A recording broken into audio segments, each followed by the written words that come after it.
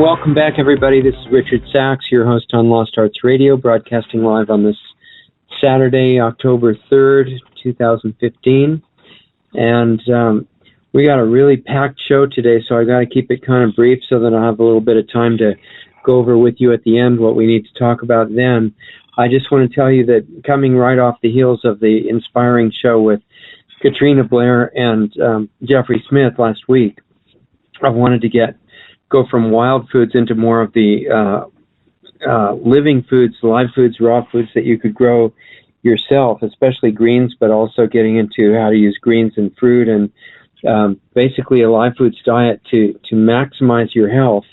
And one of the most inspiring people around on that is John Kohler, who is well known on YouTube now, has a lot of YouTube channels, several major ones, including OK Raw, and also Growing Your Greens.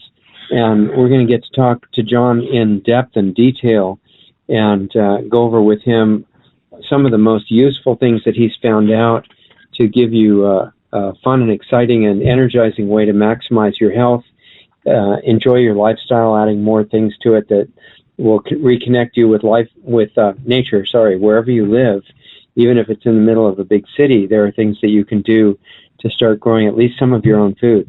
So let's get right into it with John and come back and talk to you after that. Welcome, everybody. This is Richard Sachs, broadcasting for Lost Arts Radio, and we have a super guest tonight, our friend John Kohler, who's been a very long time raw food enthusiast, has an interesting story about how he got into that. He's been doing raw food for a long time, is also famous for growing greens and beautiful gardens for food, and has a lot of insight into health and nutrition and nature and holistic lifestyle and all kinds of stuff that I think is great. So welcome, John. We'll have an interesting discussion. Thanks for being with us. Yeah, thank you. I'm looking forward to it. Yeah. So, you can fill me in on the details here, but what I understand is that you got motivated to start this whole investigation more than 20 years ago, and it was because of a health issue. You want to tell us how you kind of got into that, what you did in response, and what's happened since then, where you are now? Yeah, that's a long story. I'll try to summarize it. That's the first 4 hours, right? Right, yeah. I'll summarize it fairly quickly. So right out of college, when I graduated with a marketing degree, actually, I was stricken with a spinal meningitis. And so I had flu-like symptoms, and, I took some Theraflu, and I still hate that stuff to the day because I was just throwing it all up, and I ended up passing out and actually ended up going to the hospital, and by the time I got to the hospital, I was just vomiting, and I passed out, and the next thing I knew, I woke up in ICU with the IV inside me, and I'm like, where the heck am I? And the doctor came by and told me, and, my whole view was like, oh, when you get sick, you go to the doctor, they make you better. Right. And then you leave and you go home. So I asked the doctor, well, when am I going to be better? When am I going home? And he's like, you might not be going home. You might not get better. Wow. And I'm like, that can't be right. I got to get better. You got to be able to do something. Because, my faith at that point was in the doctor's hands, because that's what we do. We give up our power for health and for a lot of things in our life these days to other people. And, part of my goal now anyways is to empower people and give them their power back. But so I learned that even at that young age, right when I was out of college, that, life is fragile and life is precious. And even though I wish I had $1 million to write a check, Mr. Doctor, $1 million, I cash unless John walks out of here, even the most amount of money in the world wouldn't have saved my life. I couldn't have bought my way out of that because it wasn't up to the doctor at that point. It was only up to higher powers or whatever you want to call it, nature, anything.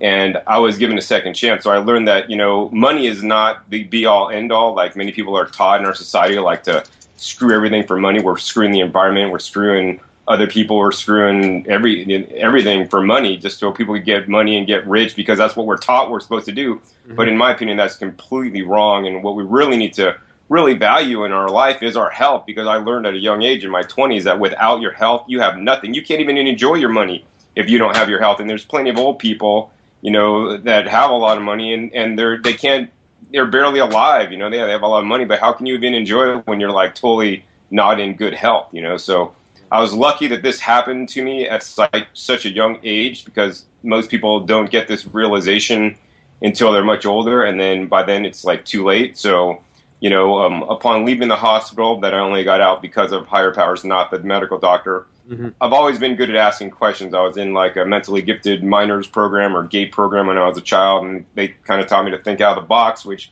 I think made me the person I am today, because most people don't think outside the box and they kind of just fit themselves in a box. And so I asked the doctor, so why did I get sick with this in the first place? None of my other friends, fraternity brothers, anybody that I was hanging out with got the spinal meningitis except for me. He says, well, John, we determined you have what's called complement immune deficiency, which is basically a chronically weak immune system that we're blaming on your genes. And that, although you made it over this bout of this disease, you could get any other disease in the future, be back in the hospital, and maybe not make it out alive the next time. So we want to give you immunization to protect you against this. And at that point, I just didn't believe what the doctors were telling me, because if they could have made me better, I had lost a lot of faith in the whole medical profession for certain ailments. Of course, if I got hit by a bus or something, I think they're great. But, for certain things, I think we need to have the power and not the doctors, of course. So I'm like, okay, well, I don't want that. But then I left the hospital, and all I knew that I had a weak immune system, and that I knew I needed to do something to build it up. And then that's when my, journey into first juicing, eating more fruits and vegetables, raw fruits and vegetables by juicing to build my immune system, to have more energy, to lose weight. And then I got into colon cleansing. Dr. Richard Anderson and the juice man, Jay Cordes, got me into juicing. Dr. Richard Anderson, Rise and Shine, or Cleanse and Purify Thyself, got me into colon cleansing.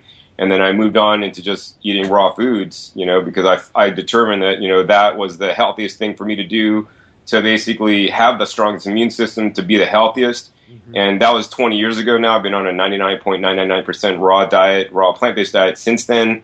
And I continually, research, go out to trade shows and expos and find out how I could do my raw food diet, which I think is, granted, one of the best diets in the world. Not because it's raw, but because I'm eating lots of fruits and vegetables, which is what I think every healthy diet should include a lot of, no matter what kind of diet style you're on. Fruits and vegetables are the king and queen of all the foods that we should be eating, in my opinion. And then even to make my diet better, about 10 years ago, that's when I really started growing my own food, because it became apparent to me, even if I was eating fruits and vegetables, which are the best foods on the earth to eat, the quality of the fruits and vegetables that I'm buying, even at your local farmer's market or at the grocery store, or organic foods even, at the grocery store, Whole Paycheck, or wherever you're buying them, mm-hmm. It's just not the quality and does not contain the phytochemicals and phytonutrients and vitamins and, more importantly, minerals that they should, because industrialized farming and even small-time farmers, they're not educated properly on how to grow the highest quality, most nutritionally dense foods. So that's why I got into gardening, and then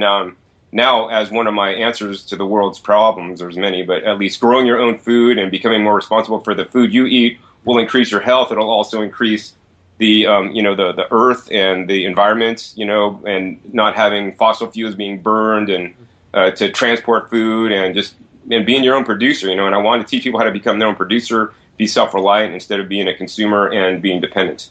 Right. Oh, that's a fantastic summary. That is 4 hours worth in a few minutes. I know why I really felt enthusiastic about getting to talk to you. I just totally identify with everything that you said.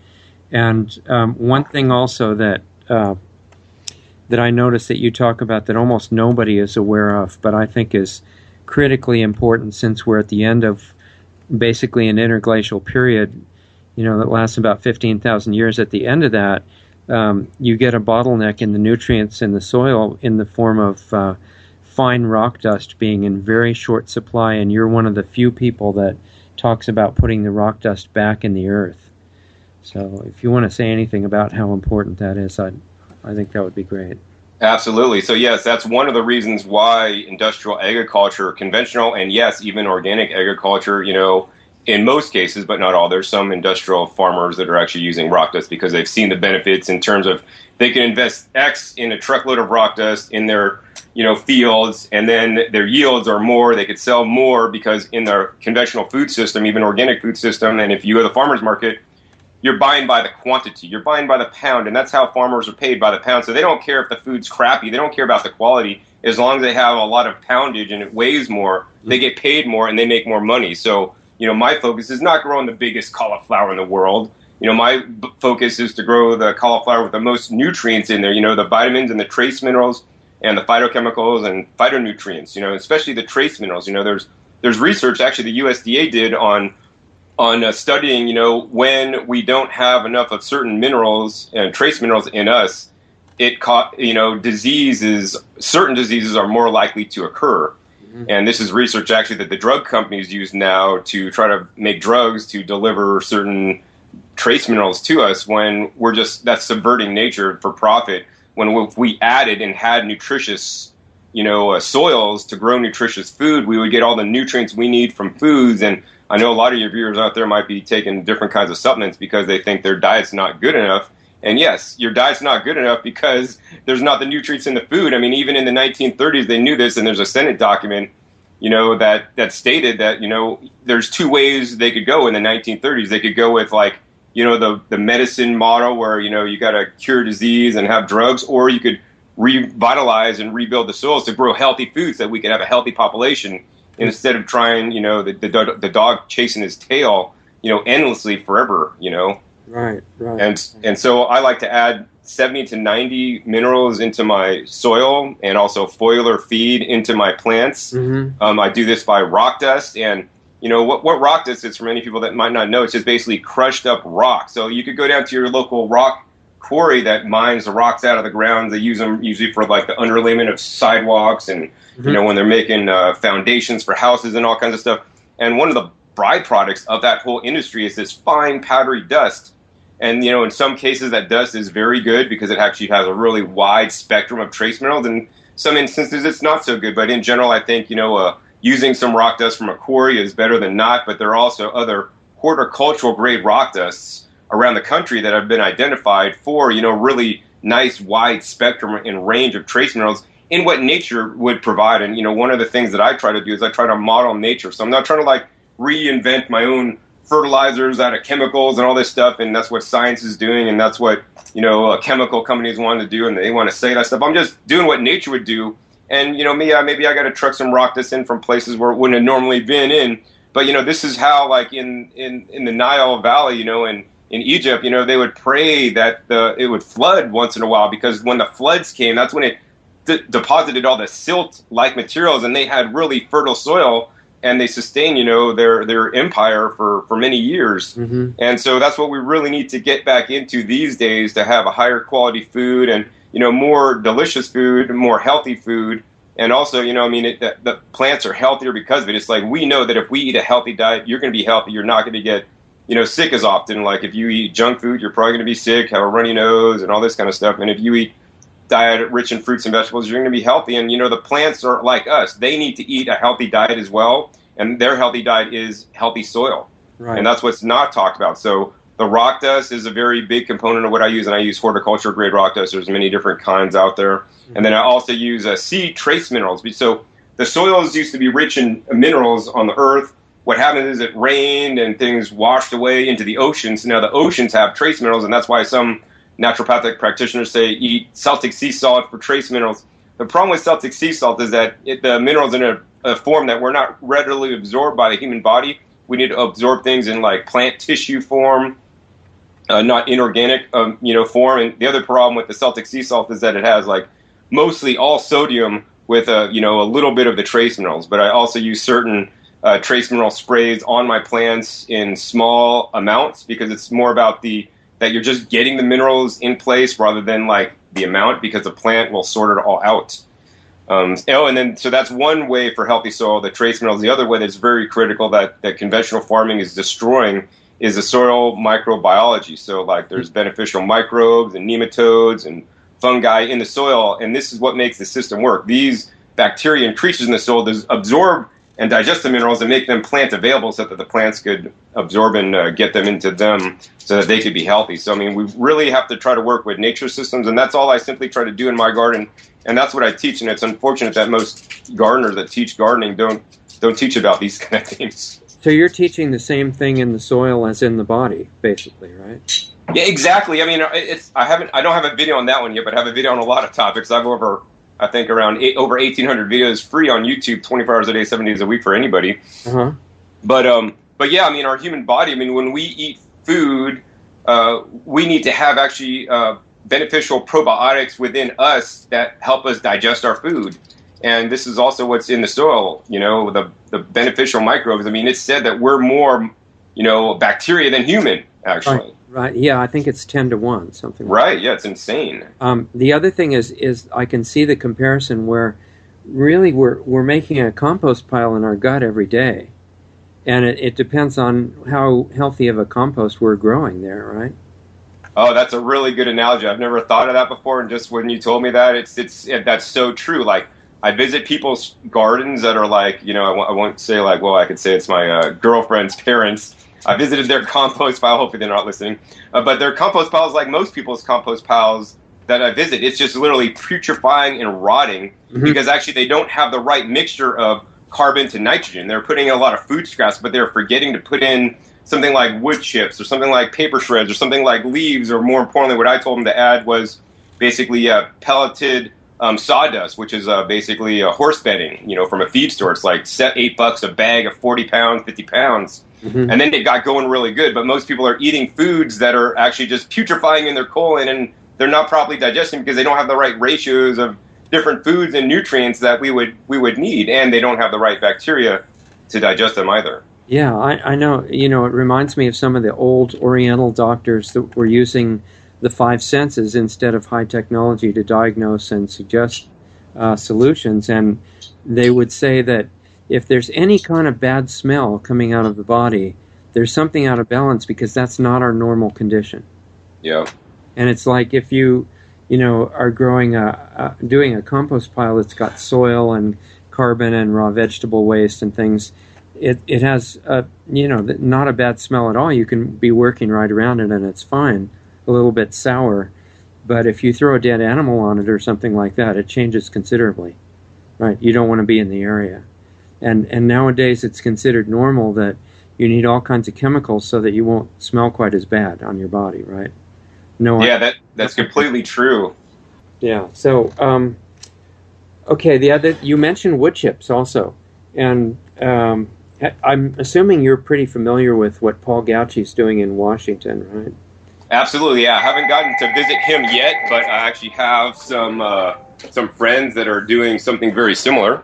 Okay. And yeah, the amazing growth, So I mean, there's many ways to do wood chips, and it could be done great or it could be done poorly. So so I don't want to just make a blanket statement like, yeah, wood chips are good for everything. I mean, yeah, if used appropriately, they're amazing, and that's actually one of the things that most gardeners miss is the wood chip.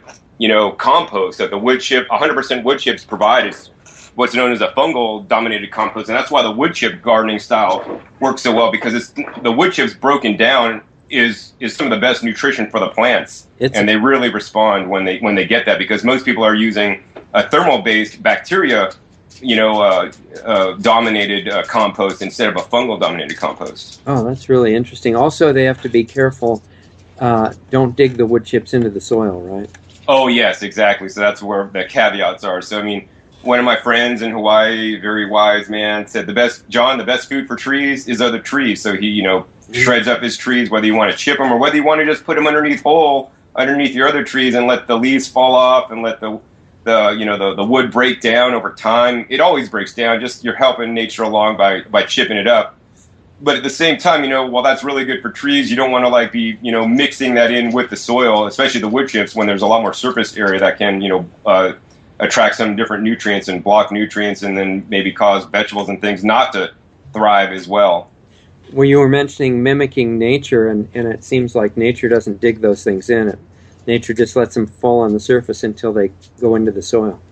Exactly. Yeah. I mean, another case in point. Yeah, we would just want to model the nature, and that's what I try to do. I mean, even though I'm not doing it model in nature 100%, because I don't actually, use wood chips and make my own wood chip compost. I actually buy wood chip compost. And most of the compost that I use, actually, I don't make myself. Although I was sifting compost out today, I buy it because I don't have the space in a standard residential house to do all these processes that I would like, because my space is so valuable. I don't want to take the space to make, a lot of compost when I could buy it and bring it in, because I want to use that space to grow food, which is a much more important use of my space for me personally. Yeah, and you're living in a place where people don't mind if they see vegetables growing, right?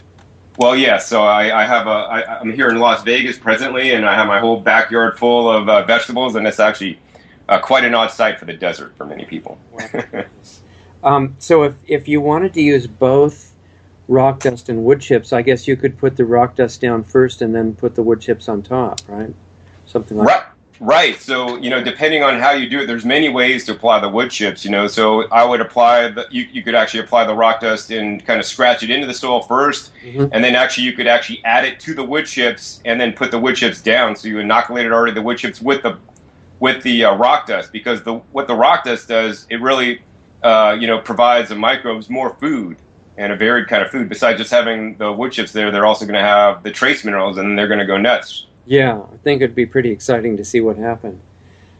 If you've got somebody who's just starting to consider growing food and has been watching television, as most people have, and thinks that, wow, the modern science convenient way to do this is to get a bag of chemical fertilizer that's the cutting edge of science and use that, why would that not be the best plan, do you think? Well, there's many kinds of different fertilizers out there. I could talk to, just a standard bagged NPK fertilizer, a Miracle, whatever fertilizer you might buy at a big box store or something.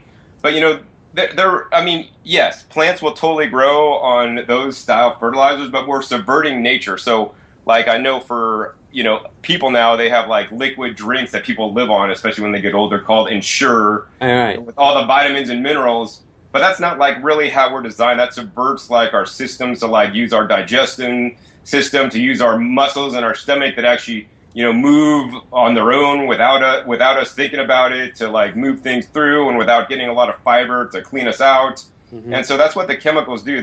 They're like water soluble, and the plants absorb them.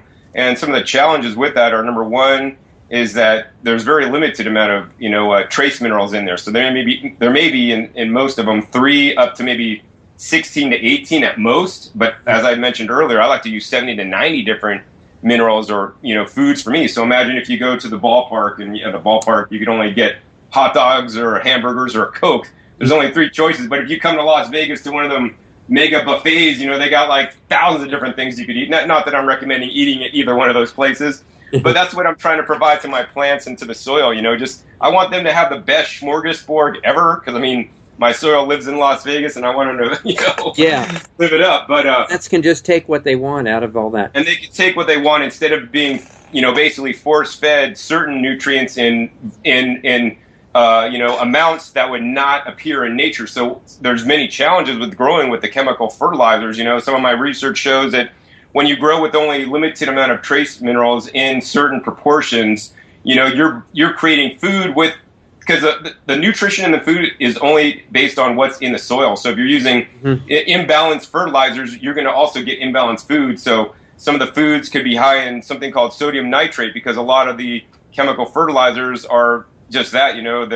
They're salts.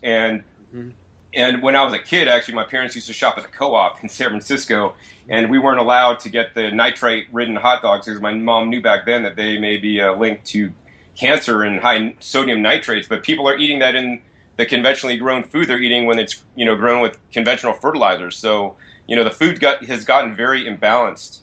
So that's yet another reason why. And then the other reason that's even more important in some ways, besides just growing imbalanced food and force feeding the plant only certain nutrients, is that the water soluble nutrients, they're just that, they're water soluble and they wash away. So number one, you're addicted because you water in the fertilizer, it washes away. Then you got to actually keep adding more. The system I use is I build fertility in the soil, that even if I stop adding my organic nutrients or anything, it's still there because it's locked in the soil, and the bacteria and the microbes are breaking it down at the time and the place as needed for the plants. Mm-hmm. And so the runoff causes a lot of contamination. Like, that's why there's dead zones by near the Gulf of Mexico. Things can't grow because there's all this agricultural runoff. And so it's just really not helping anybody. All these conventional fertilizers, not helping the plants, not helping you, and it's not helping the planet. So if you go into what's called a natural food store and you see some stuff that, like produce, you see some that is called organic and some that's called conventional, I think people have a better idea of what organic means than they really do clearly about what conventional means. So it seems like kind of a misleading name in a way, but I want to hear what you think about conventional produce. Right, yeah, I mean, so basically there are standards for conventional produce. I mean, there's things that you definitely can't use, like certain pesticides that are not approved for food crops and all this kind of stuff, but basically it's a fair game. You could use anything. You could actually be growing organically and then sell it as conventional if you didn't want to pay to get certified and you're going to make less money or whatever. Yeah. But I doubt many people are doing that.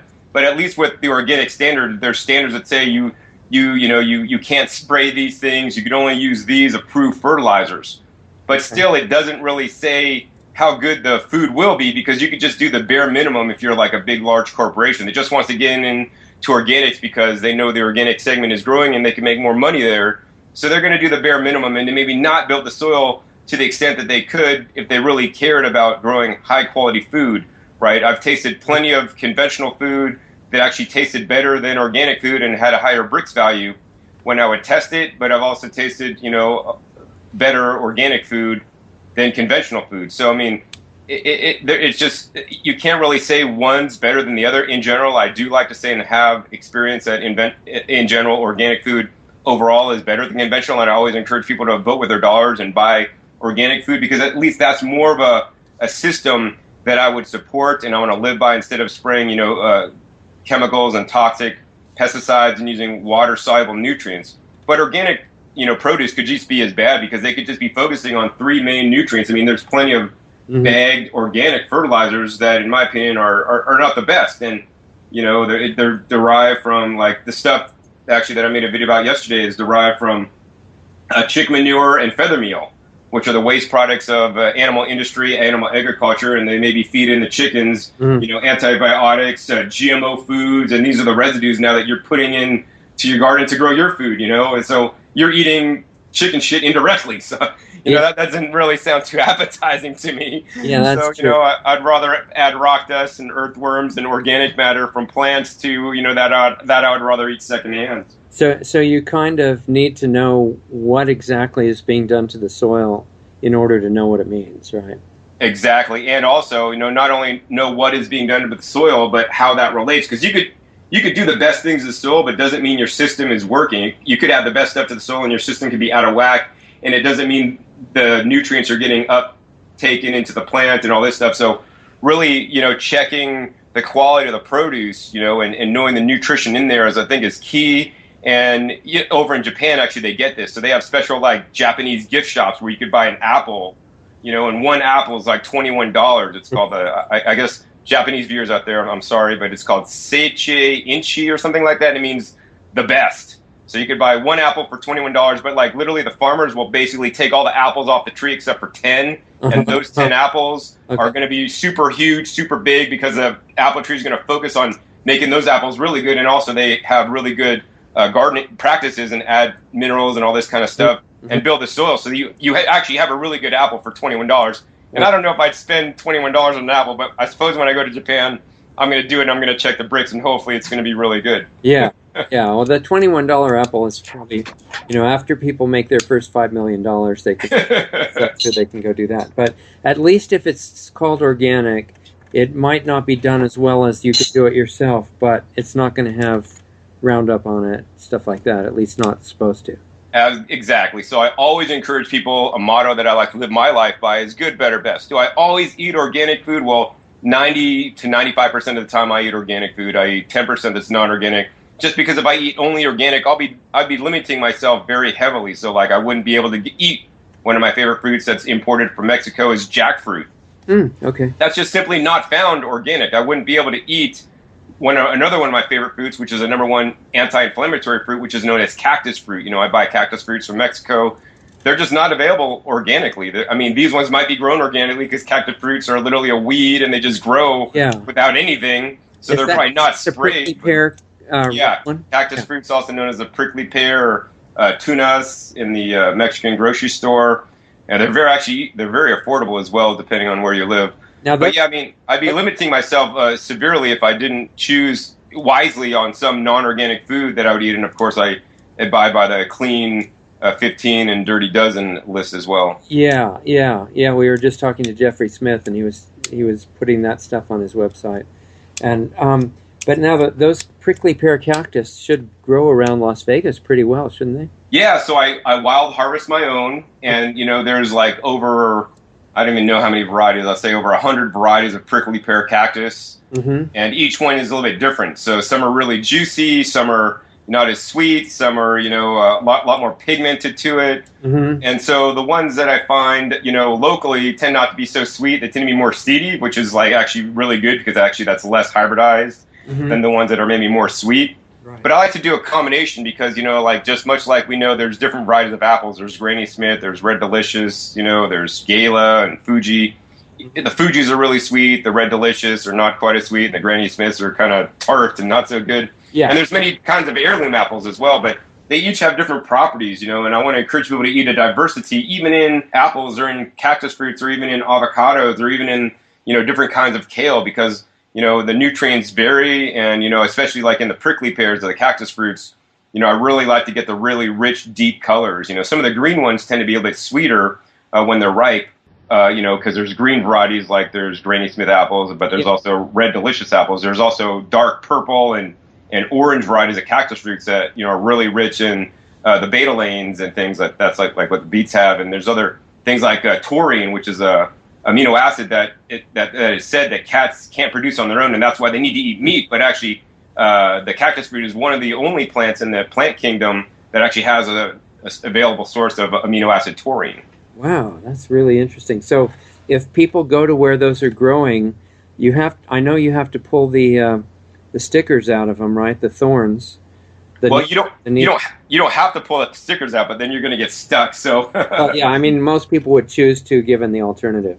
Right. Yeah. So there's ways to just get them off. I just use like leather gloves or like some tongs to pick them off the plant, and then you could like wash them and brush them off with like some gloves on in the sink to get them off. Okay. Yeah. I mean, I have all kinds of stories because I've been doing this a while. But one time I was down in Sedona, Arizona, and I harvested my own wild cactus fruits, and I just brought back. I didn't actually have any. I was just out for a walk in the morning. I didn't expect to do this. Yeah. But I saw some amazing ones, and they were dropping on the ground, which means they're ready and they're ripe. And then when I picked them, they came off really easily. So that's an indicator that they're ripe because the plant wants to give you the fruit. It doesn't want to keep it attached. And I didn't have anything. I didn't have a bag. I didn't have any leather gloves. So I just picked them with my hands very carefully. And I'm pretty good at it now, so I could barely get stuck. And then I took off my shirt, and I just basically made like a bag with my shirt and put my shirt, all the prickly pears in my shirt. I brought them back to my hotel room. I traveled with a blender, and I put them all in the blender, blended it up, and then I strained it through a nut milk bag, and then I drank the juice. The juice was amazing, but the problem was within an hour, that cactus fruit juice was coming out every one of my orifices. So I was throwing it up. It was coming out the back end. And it cleaned me out. So it was probably the number one best cleanse I've ever had because within 1 hour I had purple juice or a half hour purple juice coming out my rear end. And I was like, wow, that was fast transit time. Wow. But so I got really sick. So I want to really discourage people from eating cactus. I'm not sure exactly why that happened, whether there's some toxins in the stickers, the thorns, or whether there's maybe some bird droppings and some, E. coli contamination. But I really encourage people to wash the cactus fruits and then peel them properly and only use the insides and don't use the skin or the outsides or else. Yeah, so you were getting a lot out of the skin as well with that system, right? Right. So nowadays I just buy the cactus fruits, and that's one of the benefits of buying them is they come already with the thorns removed. There also are varieties of the Luther Burbank variety of spineless cactuses that actually you could grow. So they're 99% spineless. So if you want to grow some cactuses that don't have spines, grow the Luther Burbank kind. Okay. But yeah, so the ones I buy are spineless. I just cut them open and just juice the inside fruit. So I remove the seeds and I just drink the delicious juice. Okay, so do those kind of fruits have a lot of seeds in them? I've never eaten one. Oh yeah, so they're full of seeds, kind of like you've eaten a kiwi before or something. Yeah. And you know how many seeds a kiwi has. So cactus fruits, the seeds are like that. There's so many seeds, and then the problem is they're kind of hard. So we really can't effectively chew them up. You could swallow them, and they'll be fine. They're not poisonous or anything. Yeah. But they're kind of a pain to deal with because they basically just go right through you. But that's what the cactus plant wants. The cactus plant wants you to eat it. Yeah. And the seeds go through, you poop in a hole, and then it grows into a new plant. Right. So but strain them out though. Right. Yeah, but so that's why I use a juicer. So the juicer ineffectively strains it out, and I use a specific slow juicer that runs at 47 RPMs. Mm-hmm. So it minimally damages the nutrition and the antioxidants in the cactus fruit. So many people might take the cactus fruit, peel it, throw it in the blender, blend it on high speed. Yeah. Something like a Vitamix could run at 20,000 RPMs, and with every revolution, you're sucking in air into the blender, which is causing oxidation and negating some of the beneficial antioxidant effects of the nutrients in the cactus fruit. Right, yeah. So that's why I like to use a slow juicer, because then there's a recent test they did that when they juiced broccoli in a slow juicer, a high-speed juicer, and a blender, high-speed blender, the slow juicer had 50% more cancer-fighting ability than the one made in the high-speed blender or the high-speed juicer. Okay. So, I mean, that's what I really want. I want the health benefits from these amazing plants that nature, God, or whomever you believe in has put here for us. Yeah. So is that like one of those, what do they call them, masticating juicers like Omega and companies like that make? Sure. So that's a whole nother, I sell juices a living at discountjuicers.com, so I have to give this disclaimer. Okay.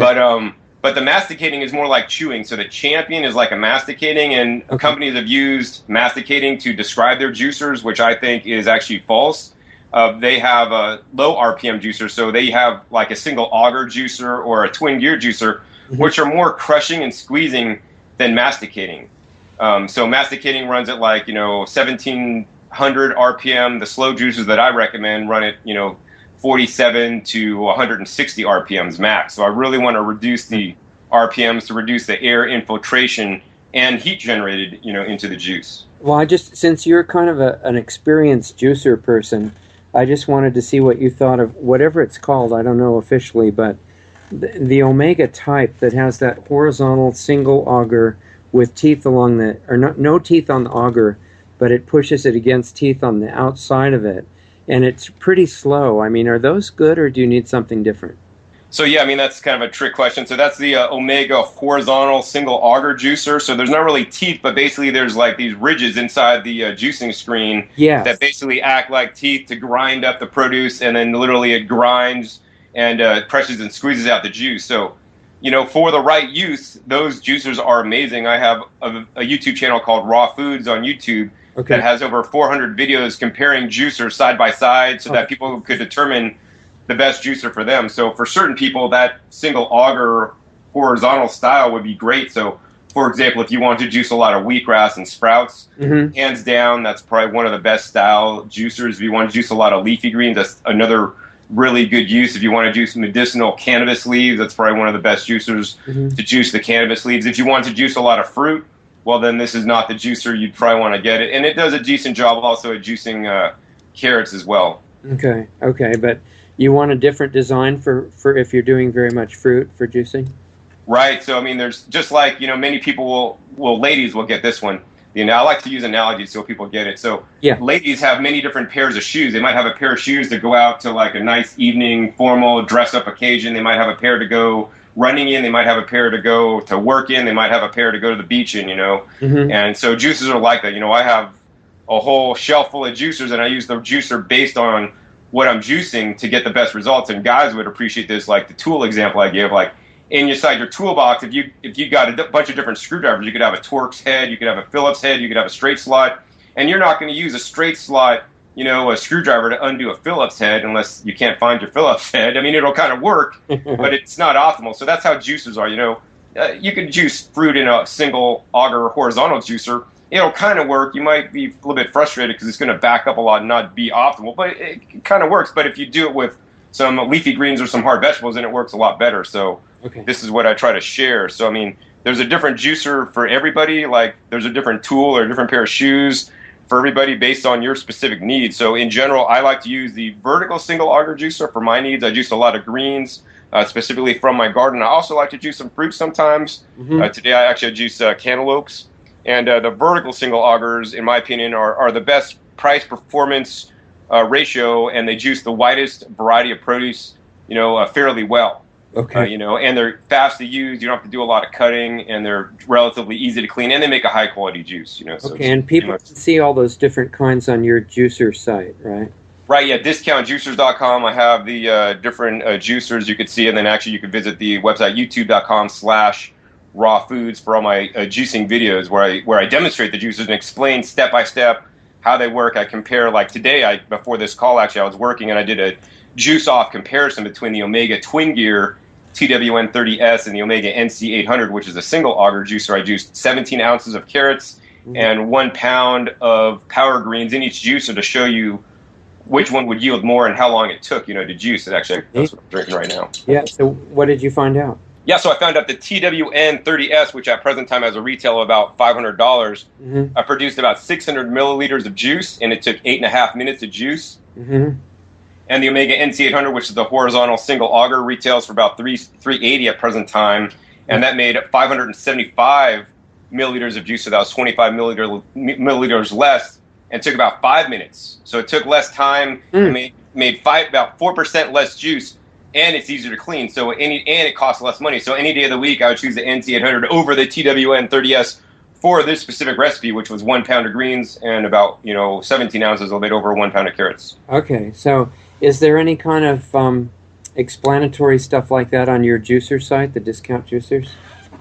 Right, yeah, so I have some comparison charts, but yeah, really my latest research, I'm all focusing on video, because you could write things in this day and age where people are about visual and they don't want to read. And plus, also in a video, besides I could talk and share my words, but also people could see what I'm doing, see the steps, see how to assemble and disassemble. That's a lot harder to, put into words on a website. Okay, so do you have multiple YouTube channels, or are there certain main ones, or one? Right. So yes, I have 3 different YouTube channels, and so my first YouTube channel that I made was Raw Foods, and that's for demonstrating the juicers and appliances. Okay. The next YouTube channel is called OK Raw, and that's where I teach my healthy diet and lifestyle techniques and tips for people. That channel has also over 400 videos on that. I have about, I think, over 60,000 subscribers. And then my main channel is Growing Your Greens. That's where I think, as much as my other channels are important, Growing Your Greens, that's really the most important, because I just want people to grow and eat high-quality food, and it's very simple and easy to grow your greens and also fruits and vegetables in your garden, and people just don't know how. And I'm glad I could be put in a position to teach people this, and I have over 1,100 videos now on growing your greens and growing other fruits and vegetables and growing it in accordance with nature, and more importantly, my whole journey has been a health journey, no matter what. I continue to this day on a principle called CANI, C-A-N-I, stands for constant and never-ending improvement. So no matter what I've done yesterday, I try to do it just a little bit better, even if it's a millimeter better, or I save 2 seconds on my juicing or whatever. But at the end of the year, that adds up to be a lot. So I want to encourage all your listeners to always continually improve. And even if you think you got your diet dialed in, humans are not perfect, and we can't know everything, in my opinion, and there's always more to learn. So I'm always like an empty teapot. I'm always here to learn more and, find out more and share with people as I know it, So I go to the health food trade shows. I was actually just at a health food trade show in Baltimore, actually just a week ago, and they're, learning about some of the new health food products that could be, super healthy for people to eat. And I have reviews of that trade shows for those of people that can't get there, with the most important products, in my opinion, in industry, which most of them are junk, because it's the business of health rather than true health. But there's always a few that really surprise me. Okay, yeah. I hope you don't mind us going kind of quickly here. I'm just trying to pack in a lot in our short time. Sure. What you just said kind of diverts me for a minute from where I wanted to go with greens, but I want to know, for people that are really paying attention here, where do they go for these product reviews of what you see in the trade shows? Yeah, so that would be the websiteokraw.com. That takes you to my OK Raw YouTube channel. Right. And then once you're on that page, there's a little magnifying glass. You're just going to go ahead and click that and just type in Expo. And that'll pull up all the videos I've done from the Natural Products Expo. Okay. And then you'll see every year there's 2 of them. So I generally go twice a year, and I generally just pick out maybe the 6 handful of booths that I really like, and then I explain their products, show their products, and give you links to their websites so that you guys can learn more if you're interested in any of their products. Yeah, I think that would be really valuable. So now, and I'm sure a lot of these things that you review, you're not selling, right? You're just reviewing them. Right. So that's one of the things with my raw foods or my OK Raw channel and my Growing Your Greens channel. I don't have any financial interest in selling any kind of supplements or any kind of gardening products, although I do sell juicers, but I like to think I'm pretty, I have my favorites on my juicers, but I really don't want to say like this company's always the best because their products aren't always the best. There's certain companies that make good products and they make bad products. So I like to try to be subjective, but of course I do have my favorites and I do sell juicers. But yeah, on the other channel, I don't accept any money or anything for placement. I just want to share good products for people that they may not know about because I have the ability to go to these trade shows as somebody in the industry and share my opinions because the trade shows are huge. They're the size of several football fields. Yeah. The first day or two, I walk the whole trade show investigating every single booth, and then I pick out the ones that I think are most valuable. And I don't just pick out ones that are normal that everybody knows of, oh, yeah, there's a new booth with kale chips, big deal. No, I want the booth that has like, the cannabis leaf juice that's been frozen and freeze-dried and now available to every person in the United States, once they're imported. So that's in an upcoming episode coming out within the week, my review of the last week when I was at the trade show. I mean, there's a brand new cannabis juice, or hemp. I don't want to call it cannabis. I want to call it hemp juice because everybody knows hemp seeds and all this hemp oil. They don't get you high. This is what they get the hemp seeds and the hemp oil out of. It's the same industrial hemp that they are now taking the juice out of so that people could get another form of greens into them. That otherwise people can't get legally unless they live in a state that they're allowed to do so or they have a medical recommendation. Right. Okay, so I know this is much more than a full-time occupation for you, which is great because it's what you care about. So is just selling the juicers enough to support the whole operation, or do you do other things that bring in cash flow as well?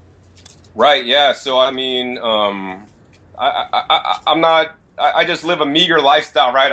You can believe this or not. Okay.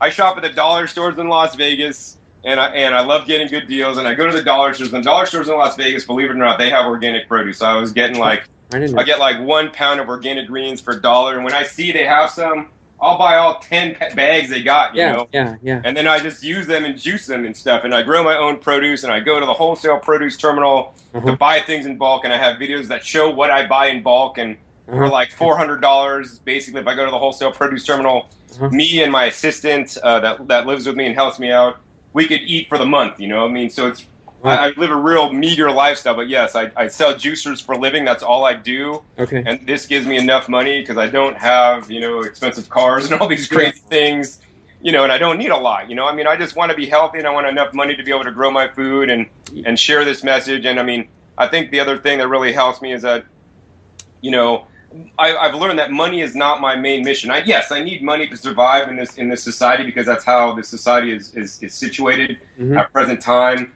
But it's not the most important thing. And as long as I have enough money to get by and do what I need to do, I'm totally happy. And a bigger mission in my life than just getting money and all this stuff is changing the world, and being the change I want to see in the world, like Gandhi says. And that's why I make all my videos for free. No, I don't charge any money for people to watch my videos or anything, and they're available. And it gives me purpose in life. And I think everybody needs to live their life with some kind of purpose because a life without purpose is not a life at all, in my opinion. Yeah, I completely agree. And besides wanting to be healthy, part of being healthy is getting to actually do what you like to do. Yeah, so it's great. I get to do what I like to do. I get to grow my own food, the highest quality food. I get to teach people how to do it. I get to go to health food trade shows that I love to see the new products that I could learn not only for myself, because I want to get the latest products and the latest foods and things so that I could be as healthy as I can. But also I get to then have the joy and the pleasure to share this with others because they wouldn't hear about all these different things that I do from anybody else because I don't see anybody else that I know of it. All these different events from health food events one week to the next event. I'm going to the heirloom event the following or the previous week. And it's insane. And I think one of the big issues in the whole thing when we're talking about, relative values of money, getting to do what you like, being healthy and all these things, one of the not too often talked about benefits of when you get past a certain level in health that I'm sure you passed a long time ago is that all the highs that people are trying to get through various kinds of drugs don't even begin to approach what you can get the way that you're talking about. Oh, yeah. I experienced that firsthand, unfortunately. So yeah, I mean, I do need to say that in California, I have a cannabis card. So I was given, a prescription or recommendation for cannabis, and I would only use it in its raw state because there's a doctor, actually, I think maybe up in your neck of the woods, named Dr. William Courtney, who recommends raw cannabis as the raw food poster child, because he had said that you can't get high from raw cannabis. And so I used it in its raw form. I would never heat it or cook it because I'm also a raw foodist. I'm like, great.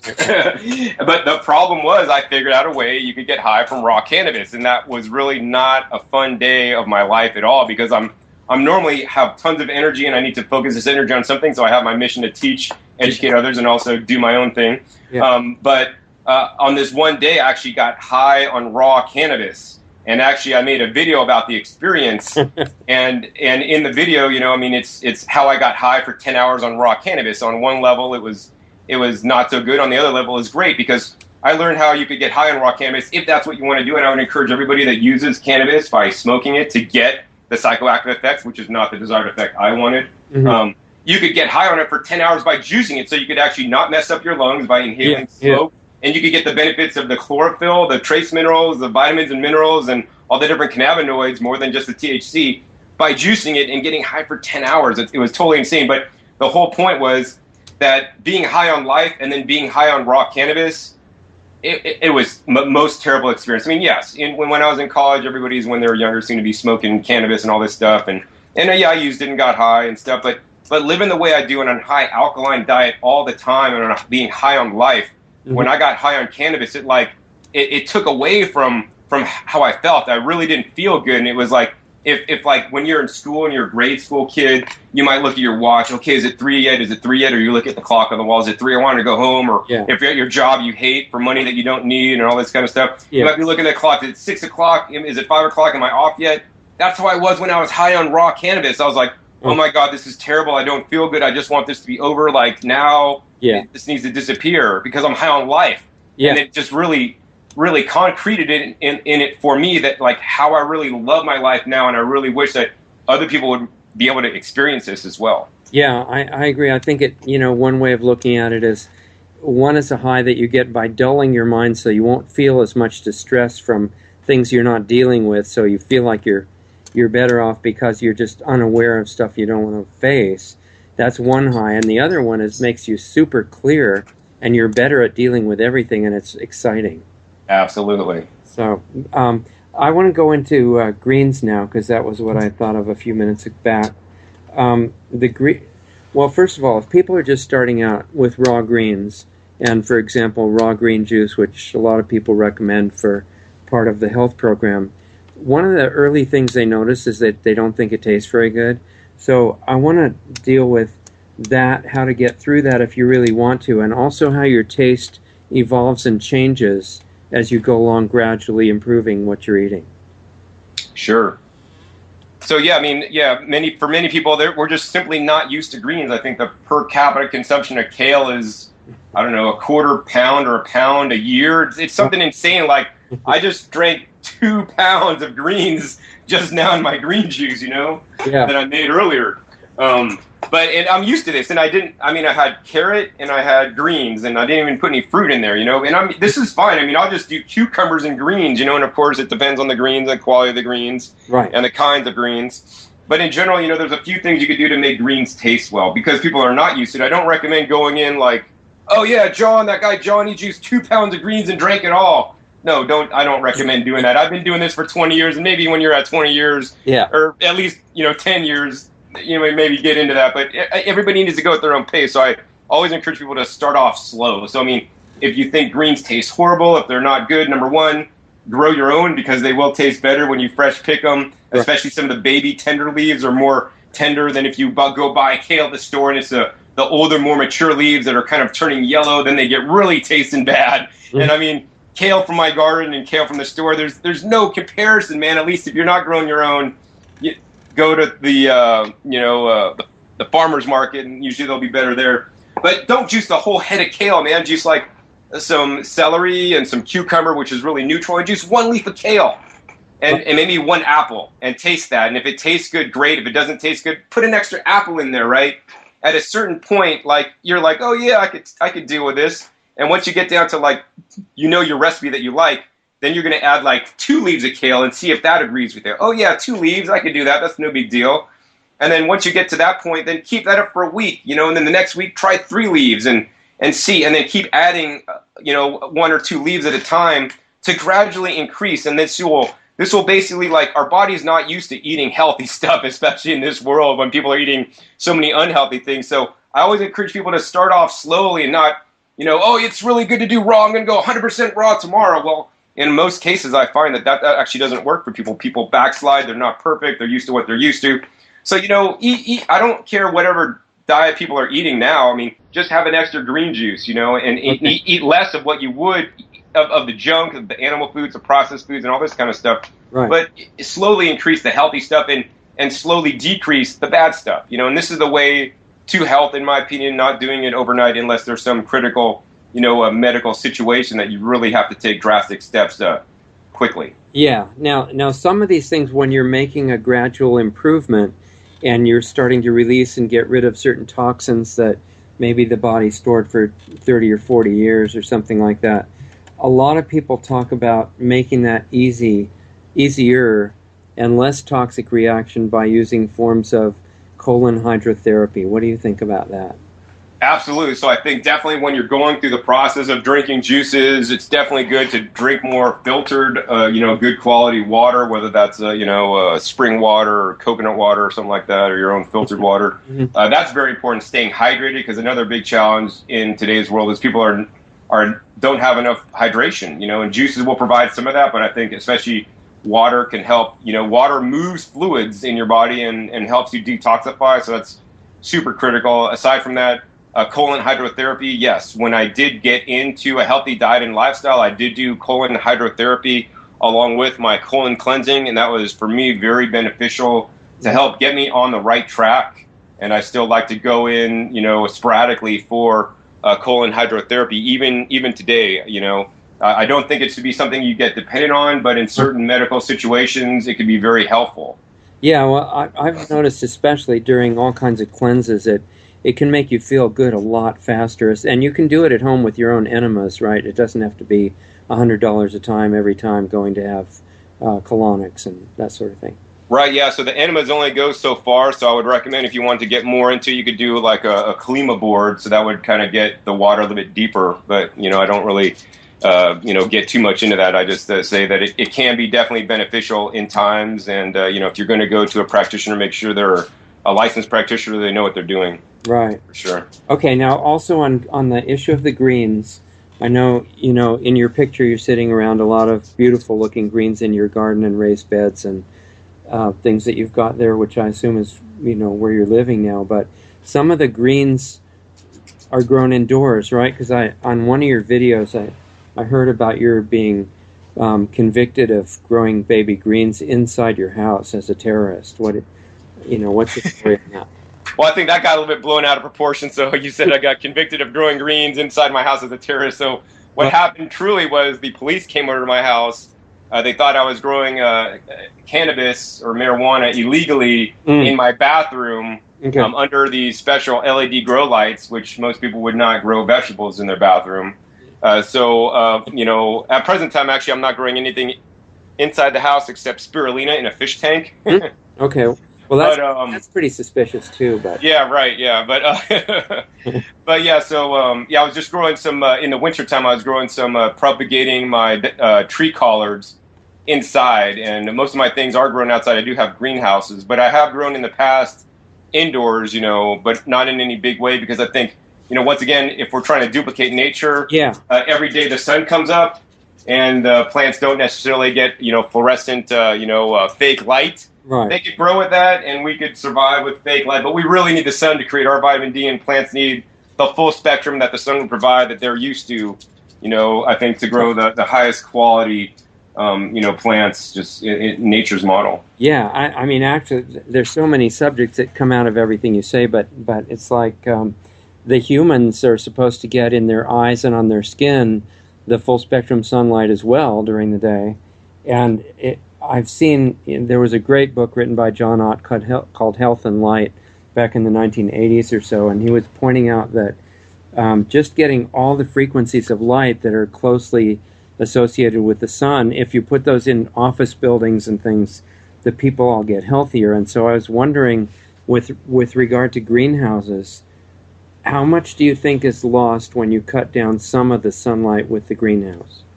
Yeah, that's a good question. So I haven't really fully researched that topic, but I do know that, I mean, they have lighting technologies that really emulate the sun well. Mm-hmm. And now I would still rather grow in the sun, but in certain times of the year, depending on where you live and stuff, I think that can fill in. So yes, you do lose some through the greenhouse, and there's pros and cons to growing in a greenhouse. In some climates, you need to grow in a greenhouse, especially in the wintertime. And here I use a greenhouse to actually get less light on some of my plants because they don't like to get too hot. So I always encourage people to grow outside whenever possible. But I have greenhouses to use to my advantage as well. And I don't know how much nutrition or anything is lost. I know that they have done tests because, like over in Europe, for example, and some of the European countries, they're like Holland. They're really big on greenhouse growing because it's Holland. It's so far south that they don't get a lot of sun.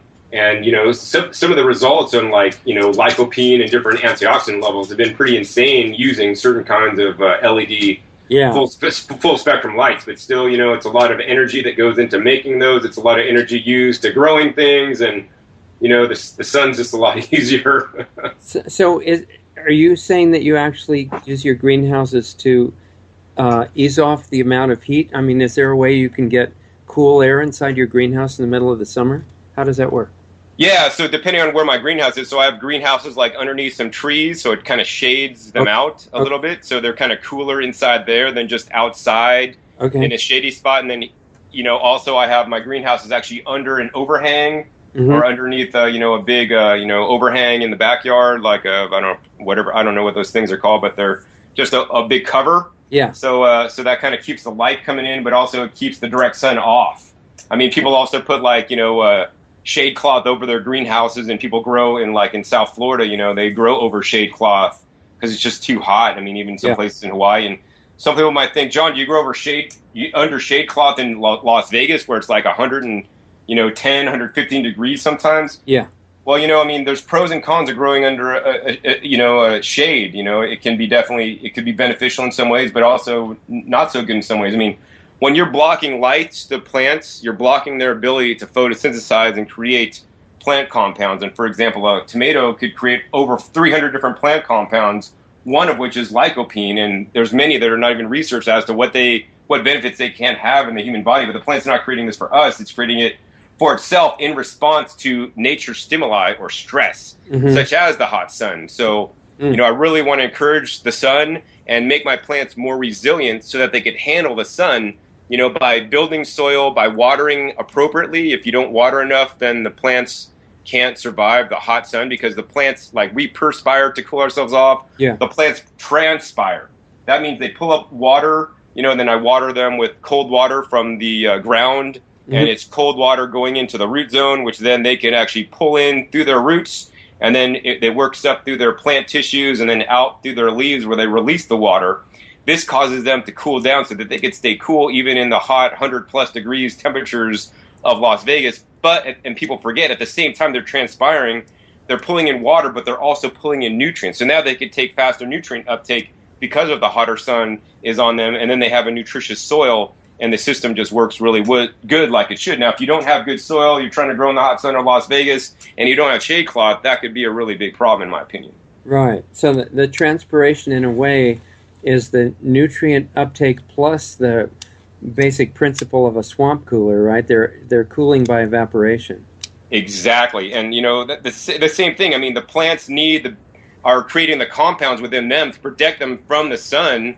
These are the antioxidants, and at the same time, when we eat those plants, we get antioxidants in us. And I mean, just 100 years ago, there was no such thing as sunscreens, and sunscreens are rampant these days. But my opinion, and based on other doctors that I've talked to, is that, if we ate diets high in antioxidants and phytochemicals that the plants created to protect themselves for the sun, we would also have this similar sun protection. So like, I'm not going to say I don't get burned, but I rarely ever get sunburned because I have such a high antioxidants rich diet that gets put into my skin. So it's said that people who ate a large fruit and vegetable based diet, they get this raw glow and they look more attractive because they actually got some color to them instead of being pale. And this is the pigments. I mean, some people are so sensitive that if they drink too much orange carrot juice, they'll actually turn a little bit shade of orange, This is not harmful or anything, but this is a good thing, to give us natural sun protection, and not use sunscreens that can mess up coral reefs, that can be really toxic to our bodies and cause a host of other challenges. Yeah, I mean, there's been studies on sunscreens that show that they actually put some of the chemicals in that don't become carcinogenic unless they get exposed to sunlight. Oh, man. I'm sure that's not an oversight. It's quite interesting. Yeah, I'm sure. Anyway, you mentioned spirulina. Right. And a lot of people know about taking that dry as a supplement. Usually it's from Hawaii or India or somewhere like that. And there's two questions about that I wanted you to maybe comment on.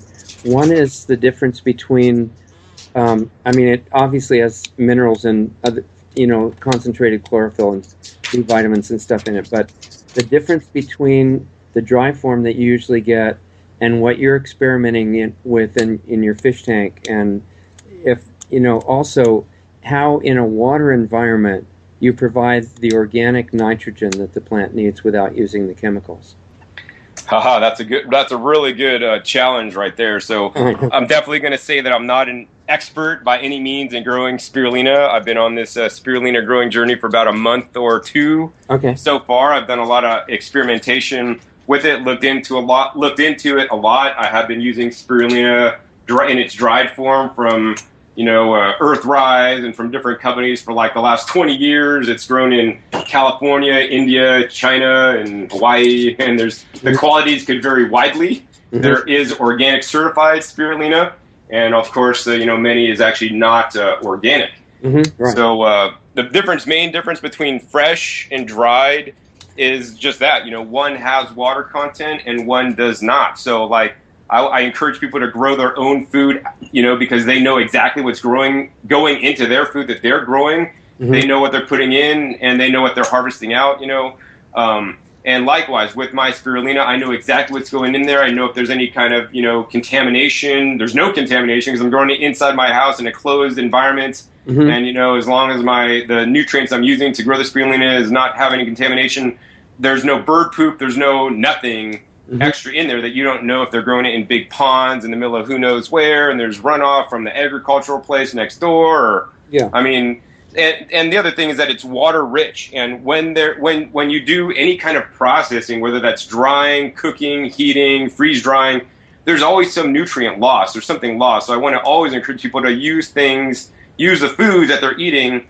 in their most raw, natural, and unprocessed, unrefined state as possible. So, I recently became aware a couple years ago that you could actually grow your own spirulina. And so I decided to embark on that journey because I know a lot of my viewers may not have I just live in a standard residential tract house in the middle of Las Vegas. So, if I could grow food here, I could show people that they could grow in their tract home. But some people don't even have a tract home. They have an apartment and they could grow microgreens or sprouts, which are very nutritious green foods also. But they could also grow spirulina, which is actually, I'm finding, relatively easy because it's not even as much maintenance. You really just set it up, and you set it up properly, and it just grows. So, live, fresh food is always better than any kind of dried food for more nutrition, more, phytonutrients and whatnot. And then as to growing organically, I'm not quite there yet. So I'm growing with a kit that I bought from a company online, or that I got from a company online, and actually they just provide synthetic nutrients in there. Right. So that's what I'm using right now. And as I mentioned earlier in the interview, is that I still buy maybe 5 to 10% of my food is non-organic that's using conventional fertilizers, and actually most of the spirulina I'd buy is actually not organic. Right. And there's even a big debate in the spirulina industry about organic versus non-organic spirulina, because the sources of some organic nutrients to grow spirulina can be actually quite controversial. So, where does it all end? Yes, I encourage people to grow organically. I encourage people to grow or beyond organically. I encourage people to buy organic food, but I also encourage people to do the best they can. And for me personally, I would rather grow my own organic or my own spirulina in a fish tank using, synthetic nutrients, but I also add some organic trace minerals like the sea minerals that I put in there to grow, so they'll have actually wider spectrum minerals than normally would be found. Right. And do that instead of buying like a spirulina in a package in a bottle that took a lot of resources to grow and dry, when you could do it yourself, know exactly what's in there without the contamination and have and get more benefit, in my opinion, from it in its natural fresh state that hasn't been dried. So I'm just trying to do the best I can and share with people, maybe a better way than being subservient to keep buying stuff in packages. Like even as good as spirulina is, to become your own producer instead of consumer, and I want everybody to become a producer in our society, because if everybody did that and produced everything they need, we wouldn't have this dependency on others, on companies, on big oil, on everything, Yeah, absolutely. And you mentioned the water content of the live spirulina being a big advantage. And in addition to that, I would assume that the fact that the cells are still alive and actually doing all these beneficial processes while you're using them as food really puts life force into your body, as well as the fact that plants seem to attune to the environmental, I don't know whether it's the magnetism of the earth location or whatever, but you're growing local spirulina for whatever benefit that is. Yeah. That would be really good. Yeah, thank you for talking about the life force. That's huge to me. Like, I feel that, by growing my own food and harvesting it fresh, because I don't harvest my food and then put it in the fridge for a week and then use it. I just go out to my garden. If I want to eat tomatoes, I go out and pick the tomatoes, bring them inside, I juice them, I cut them up, I put them in my salad, whatever I'm going to do with them, right then and there, right? Yeah. And that's all about life force. In different cultures, they call it different things: prana, chi, biophotons, and this is something that's just not really quantifiable by science at this point, for the most part. Right. And this is really a mainstay of my life, is getting the prana, the energy from the plants, from the spirulina, and only things that are alive could have this life force energy. Things that are not alive, like dead animals, can't have this life force energy, and life begots life, in my opinion. Yeah, well, I totally agree, and even remember that famous experiment with the cats that, I don't know whether it was Pottinger or somebody like that did. Weston Price. Yeah, cats are, of course, carnivores, which is fine for them. It's how they're designed, but they took milk and meat, and they fed that to 3 groups of cats, and one group had the milk and the meat raw, fresh and raw. The next one had some of it cooked, and the next one had all of it cooked. And the ones that had all of it cooked were just totally destroyed. And the middle one got some diseases, and the ones that had both of those things raw were perfect and had high energy and health all the time. So it seems like that was indicating something about life force. Right, yeah. So I always want to encourage people to eat the most life force rich food that you guys possibly can. That's fresh fruits and vegetables, and if you grow them yourself, that's the best. And juice them right then and there, and don't let the juice sit around for 2 hours. Don't put it in the fridge. Like I made my juice, and right when I was done, I cleaned the juicer, then I drank my juice. Right after. So we have minimal oxidative damage, and we have the highest level of vibrancy and life force. In living water. That's another thing that's very important. Structured living water. It's interesting that the primary nutrients like life force and this life force even in the structured water, which is a really interesting topic, how those molecules of water line up in totally different crystalline forms according to the thoughts that they're around and that sort of thing. It's interesting to me that the primary nutrients like that are not even recognized by the current status of modern science right now, but they still affect your body. Absolutely. So anyway, we're just about at the end of our time, but what would you besides repeating again your websites and your YouTube channels, because I want everybody to go there, buy their juicers from you, and get your other information and get inspired about growing all these things and gradually changing, the composition of their diet. I want you to mention that, but then besides that, anything else that you want to leave them with as a final impression? Absolutely. Yeah. So, I mean, one of the things I really didn't get to talk about a whole lot that I always really like to encourage people is, especially when you're getting into eating new greens and eating green foods, people tend to get stuck in habits, right? So like, oh, every day for breakfast I make the mean green juice, or I make the lemon ginger blast juice, or I make this juice and it has 1 carrot, 1 piece of celery, 1 kale leaf, and 1 apple. And people do that day in, day out. I really want to encourage people to rotate your diet, no matter what you're eating, right? Always eat different plants. I have many different kinds of greens growing in my garden. So like today I might juice, the power greens from the store because I got them for $1 for a pound. And, tomorrow I might juice the Janera procumbens from my garden. I might juice the Ashitaba from my garden. I might juice the Swiss chard from my garden. I might juice the dinosaur kale. And every day juice a different green, because certain greens have different nutrients in there, different minerals, different trace minerals, different phytochemicals, different phytonutrients, but also they have, unfortunately, non-beneficial nutrients. So like, they have things like oxalic acid in the spinach, and the cruciferous family maybe have some goitrogenous compounds, which people think like, oh, you shouldn't eat kale because it's bad. But, I feel that if you eat small amounts and rotate and never have too much of any one thing, it's way better. Plus, you're getting the phytochemicals in different foods that have different protective qualities. I listed off a whole bunch of different green foods like the Ashitaba. They've done a lot of research on that. It bleeds a yellow sap, and it's really rich in anti-disease materials. I don't want to make any disease claims or anything, but people could do a Google search on that. Ashitaba, Ashitaba. It's from Japan. It's also known as Angelica Kiisuke.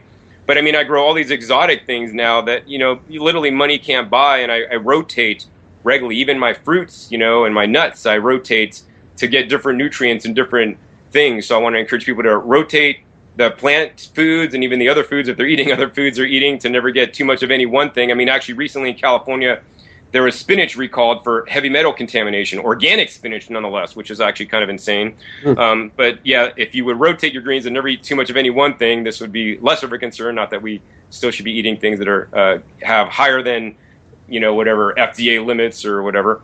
And then eat as much as you can in fresh fruits and vegetables. So in its raw, natural state, without processing them, growing yourself. The easiest way to do that, if you don't want to make any major dietary change and eat big salads and have your friends call you a rabbit or something like that, is to just simply juice for breakfast. That's one simple, easy change that every listener could do right now that will make a difference. I mean, one of the things that I do is I like to juice for breakfast many times. And I mean, when we think about it, if we break down the word breakfast, it's 2 words. It's break fast. You're breaking your fast from sleeping. You haven't been eating for hopefully the last 8 hours if you've been sleeping 8 hours, or hopefully you didn't eat for a couple hours after you ate dinner, so you've been maybe fasting for 10 hours, and, you want to break your fast, not with some heavy, toast and cereal and meat and milk and all this stuff and coffee. Oh, yeah, no coffee, please.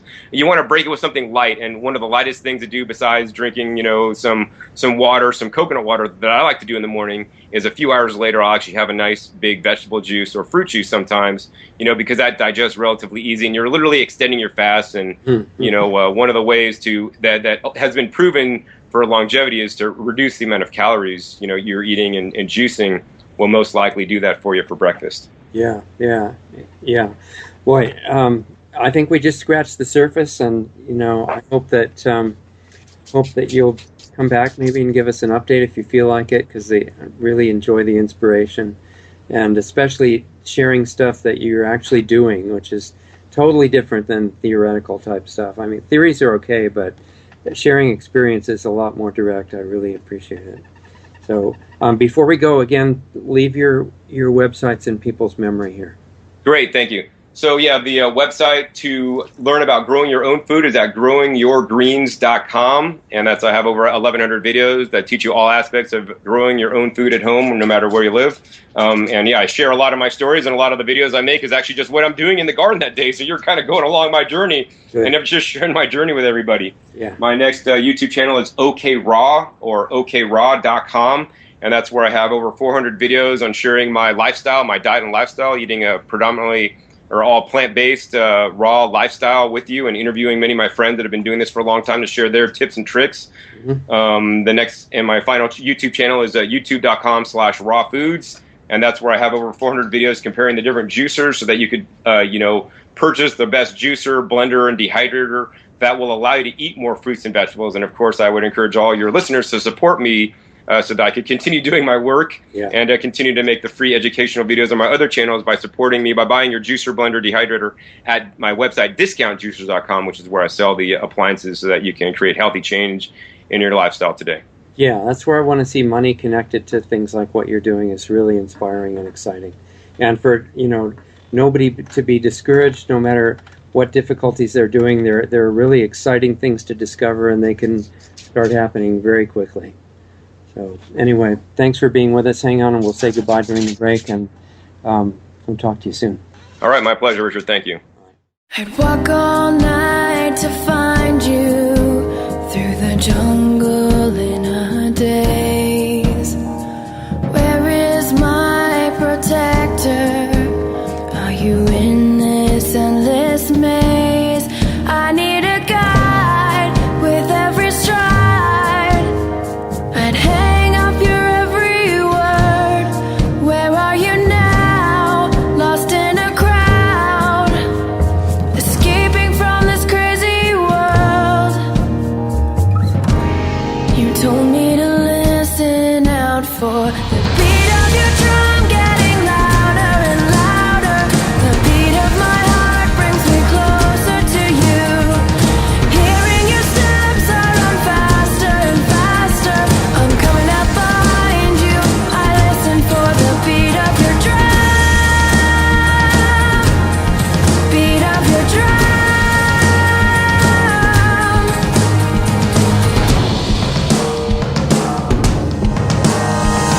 Memory lasts forever, though we didn't have much time. You had to go without me. I had to stay behind. Where did you go? I'm on my own. I hope that I can find my way, but I'm losing track. I wish you'd come back. I'd give anything for one more day. I'll never give up the hunt for the beat of your drum getting louder and louder. The beat of my heart brings me closer to you. Hearing your steps, I run faster and faster. I'm coming up behind you. I listen for the beat of your drum. Beat of your drum. Beat of your drum. Beat of your drum.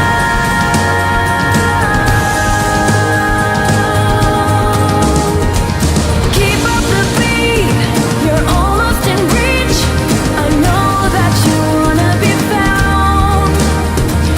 Don't lose hope, I'm getting so close.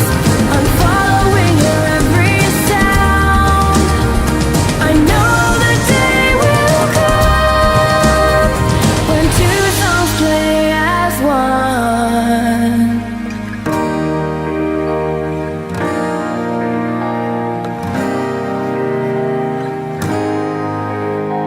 The beat of your drum getting louder and louder. The beat of my heart brings me closer to you. Hearing your steps, I run faster and faster. I'm coming up behind you. I listen for the beat of your drum. Beat of your drum. Beat of your drum. Beat of your drum. I listen for the beat of your drum. Beat of your drum.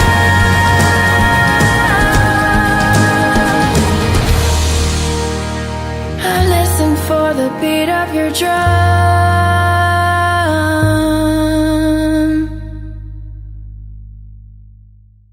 That was Connor Vincent, The Beat of Your Drum. Her website is connorvincent.com. Visit our website at lostartsradio.com for Richard's weekly focus articles. as well as lots of other free educational resources on important issues. We also have links to all the great independent musicians whose music we feature on Lost Arts Radio. Richard is also featured as the Essene teacher on thelibertybeacon.com. Go there for his articles and audio recordings. And if you like Lost Arts Radio, please consider donating a few bucks to help keep us on the air. We spend untold hours each week to bring you the best show we can with the best guests around. You can find our donate button on our website at lostartsradio.com. Thank you, Doug. Doug Diamond, our producer and engineer, who keeps this whole thing running. I really appreciate that, and wouldn't have anything to do with just talking without Doug's incredible help. So, and you can see his on their website, too, at diamonddiscaudio.com. And I wanted to just say briefly, after our inspiring interview with John Kohler, that I really liked his high energy enthusiasm and willingness to share all of the incredible exploration that he's doing in the realm of live food and health and juicing. Certainly, make sure to go to his websites and buy your juicers and equipment there so that John can keep his operation going. And I want to go, I'm trying to be brief here because our time is tight tonight, but we're going to go from John's discussion on the live food and what you can do with that to a really inspirational guest, Tasha Lee, who is also the author of a book called Healing Diabetes with Fruit. Diabetes is something that's affecting people all over America and much of the world right now, and needs a lot better way of managing than the current standard approach. And she's an example of a person who's had incredible courage, been able to listen to her own internal guidance on what to do, and was brave enough to actually go ahead and try what she knew she needed to follow. And we'll see what happened with her, not only in dealing with diabetes, but also with epilepsy at the same time, pretty severe situation, and how she managed to end up resolving the epilepsy, the diabetes, and all the other problems that went with it. Incredibly courageous and inspirational person. So we're going to talk with Tasha in depth and at length on how she handled that situation as an encouragement to other people to consider all the alternatives that they really have. And then in the little bit of time that we have at the end, I have some important things I want to go over with you then in the last few minutes. So I'll talk to you after we visit with Tasha. Okay, welcome everybody. This is Richard Sachs, broadcasting on Lost Arts Radio. And just finished talking to John Kohler. We have the special treat of having Tasha Lee with us, who's known as the Fruitarian Diabetic, and she's the author of a book called Healing Diabetes with Fruit, X-Type 2s on a Fruit-Based Diet. And tashalee.org, I think it is her website, which you should go to and read about her book and everything else that she's doing. And what I'm interested in, among other things, hearing from Tasha, is her whole experience of how she dealt with her own health issues in the face of various kinds of pressure and drug-centered advice from the medical industry, which is very intimidating for most people. And I'm interested in people who have faith in themselves and are strong enough to do things that may not agree with authority figures and learn from them. And it's not like we get the ultimate final answers right away, but we're moving toward them by experience and not just believing blindly in what we're told by the system to do. And that way we can start getting back awareness of our own real capabilities, which are tremendously greater than we're supposed to know about. So welcome, Tasha. Thank you for being here. It's really a pleasure to have the opportunity to talk to you. Thank you for having me. Yeah. So where I'd like to start, I think, is to bring people into the whole bigger context of your experience. Let's go back to either before you were really dealing with your main health issues, or if you've been dealing with them your whole life, then, what was your first awareness and your early experiences, which I suspect were just doing what doctor said, but I'm just making a wild guess there. So why don't you take us back before the beginning and let us know how it developed? Sure. I grew up in a traditional medical, in the traditional medical system. We went to the doctors and did our checkups, got our vaccinations, did what we were told. That was what I did my whole life. Until recently. But it was around the age of, I was 11 when I was diagnosed with diabetes, and then epilepsy 2 years later. Wow. So I saw the traditional doctor for that and followed their advice. And so from birth until 11 years old, they did not think you were diabetic, right? Correct. That's really interesting, because you were telling me that you have type 1, supposedly, and I thought type 1 was congenital, meaning that you're born with a condition that it's not from, what your lifestyle or anything like that. It's just something that you start out with.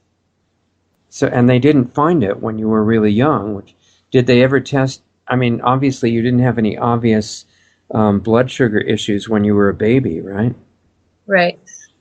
Okay. Yeah, usually type 1, people develop type 1 around the age of 2 or 3 or in the early teen years. That's my experience with the people that I know who get it. All right. So you were in the second group. Yeah. Just before your teen years. All right. So what did they tell you to do? And I guess you said you had the diabetes first, and that was 2 years before anything with epilepsy, right? So you weren't having any major health problems that they identified except diabetes. Correct. Okay. And I'm assuming they told you to start taking insulin. Yep. Okay. And any advice about health in general or a connection to lifestyle or anything like that? What I was told to do, I was put on, I had to eat on schedule and eat a certain food plan. So that we totally changed everything in my house to follow this food plan of 2 breads, 2 meats, 1 fruit, 1 vegetable, 1 milk, at the different meals. Okay. So that was the big thing. So it's just basically what they call the food groups, except without the heavy sugar dessert stuff.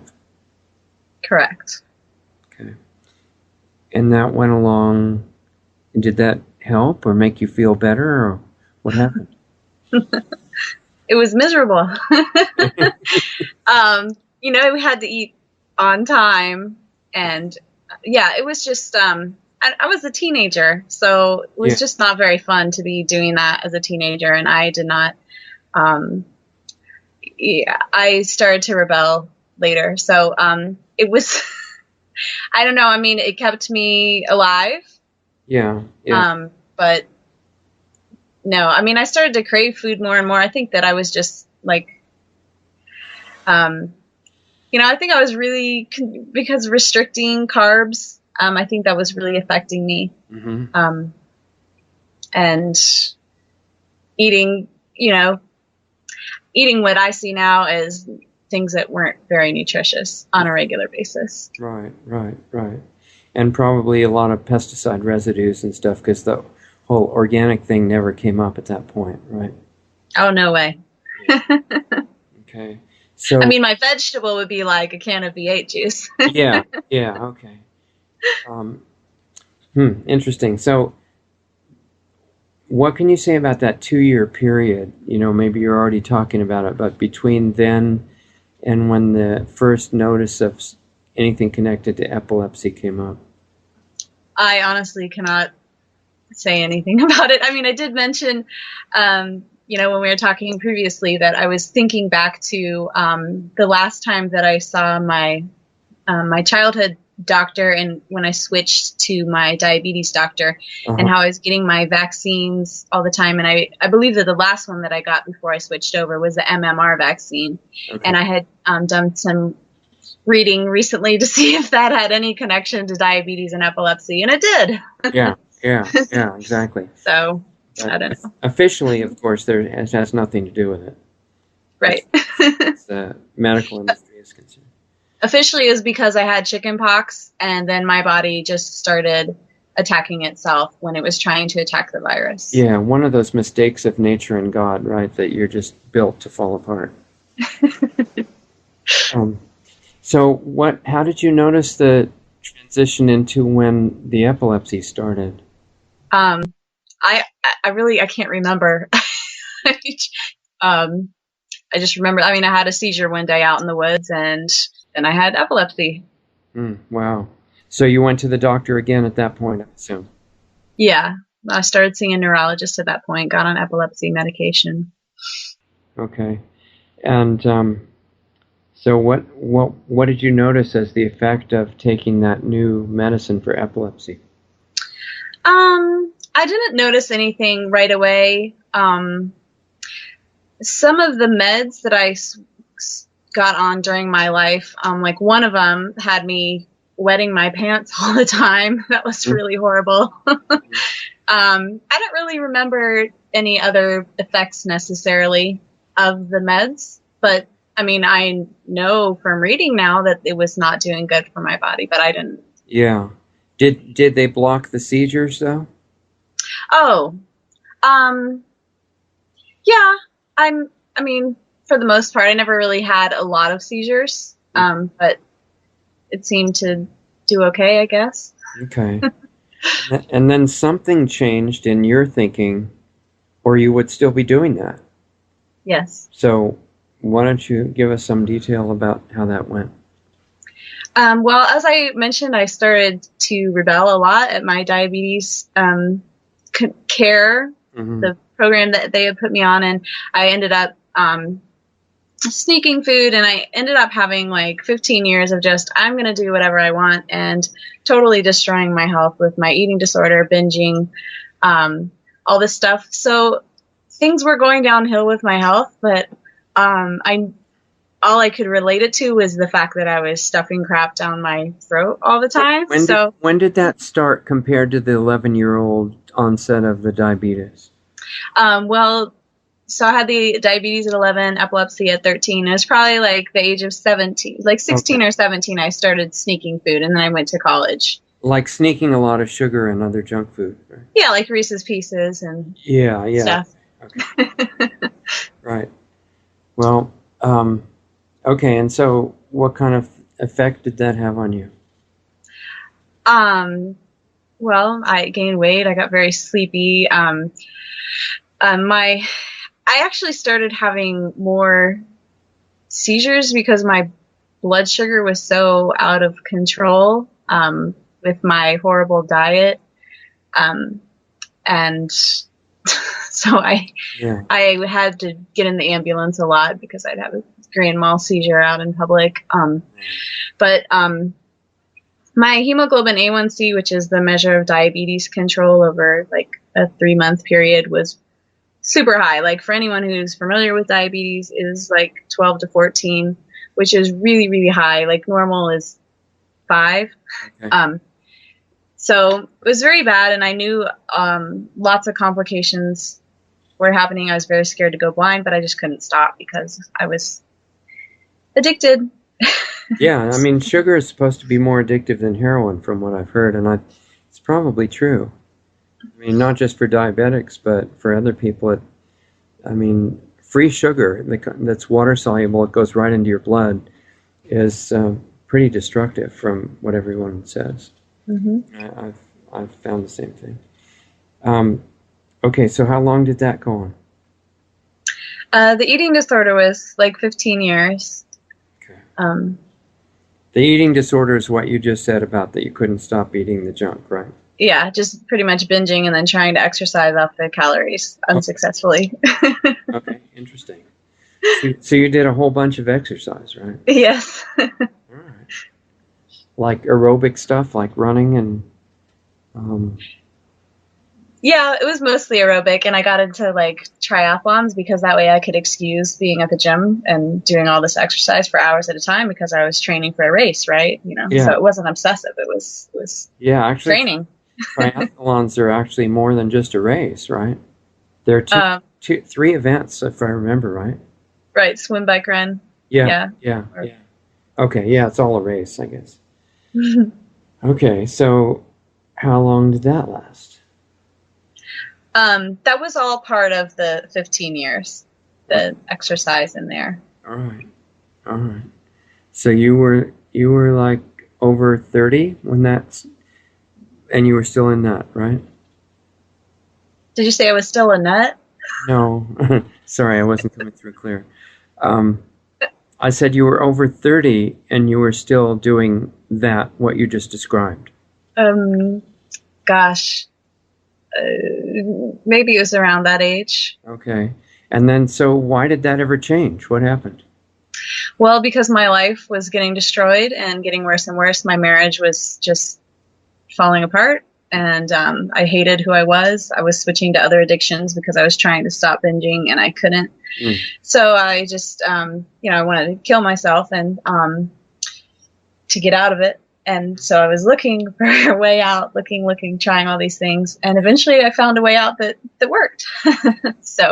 Okay, so that's worth some attention. So we should really let you describe what that is and, explain it. How I got out of it? What you found and how it worked. Okay. It was actually a 12-step program. Okay. So I tried lots of different things, but this was the one that worked for me. And it was just basically taking a look at my selfishness and learning to, making right all the wrongs that, like, I'd just been living a very selfish life. And so it was just making amends to people and learning to live differently, learning to live God's way instead of my way, and be of service, like live a life of service instead of selfishness. That doing things my way ended me up in the garbage can all the time. So that's kind of how my new life started, and actually how I got into raw foods too, because I had to find an unselfish way to feed my body as well. Yeah, so try to explain how the unselfishness led you to anything with raw food and how that worked.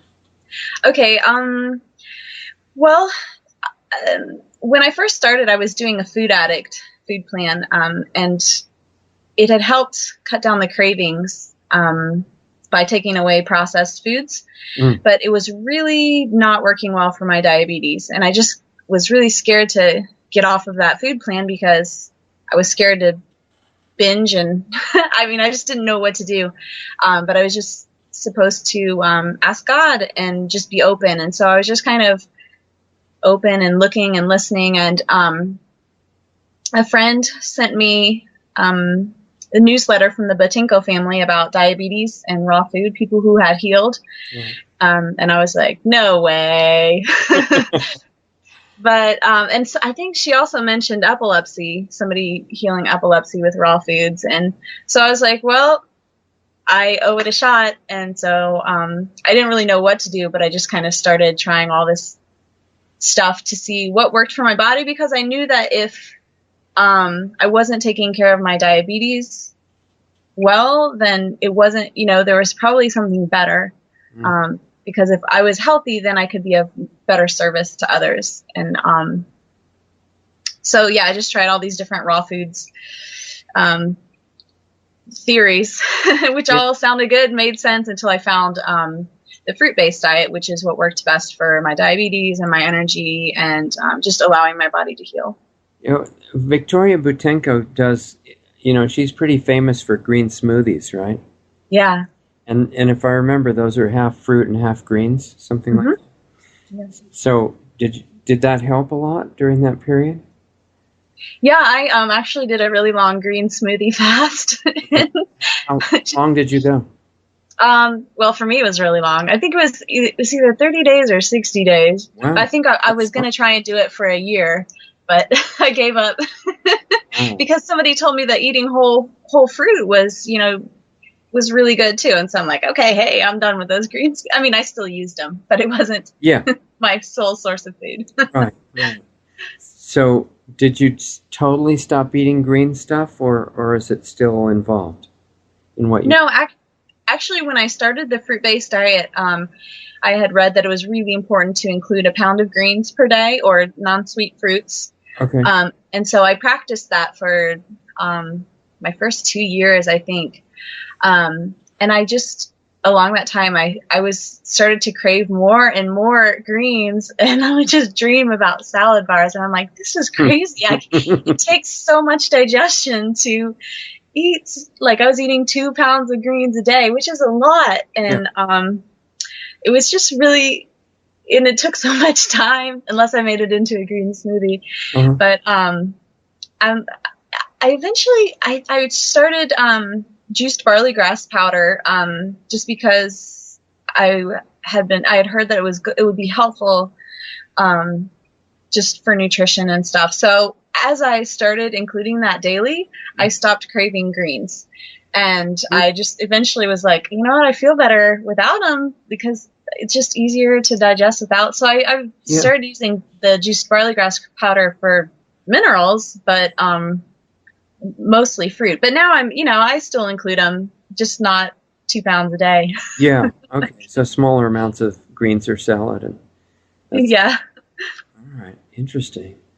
And so how did I want to know the stages that your health went through as you did all that stuff.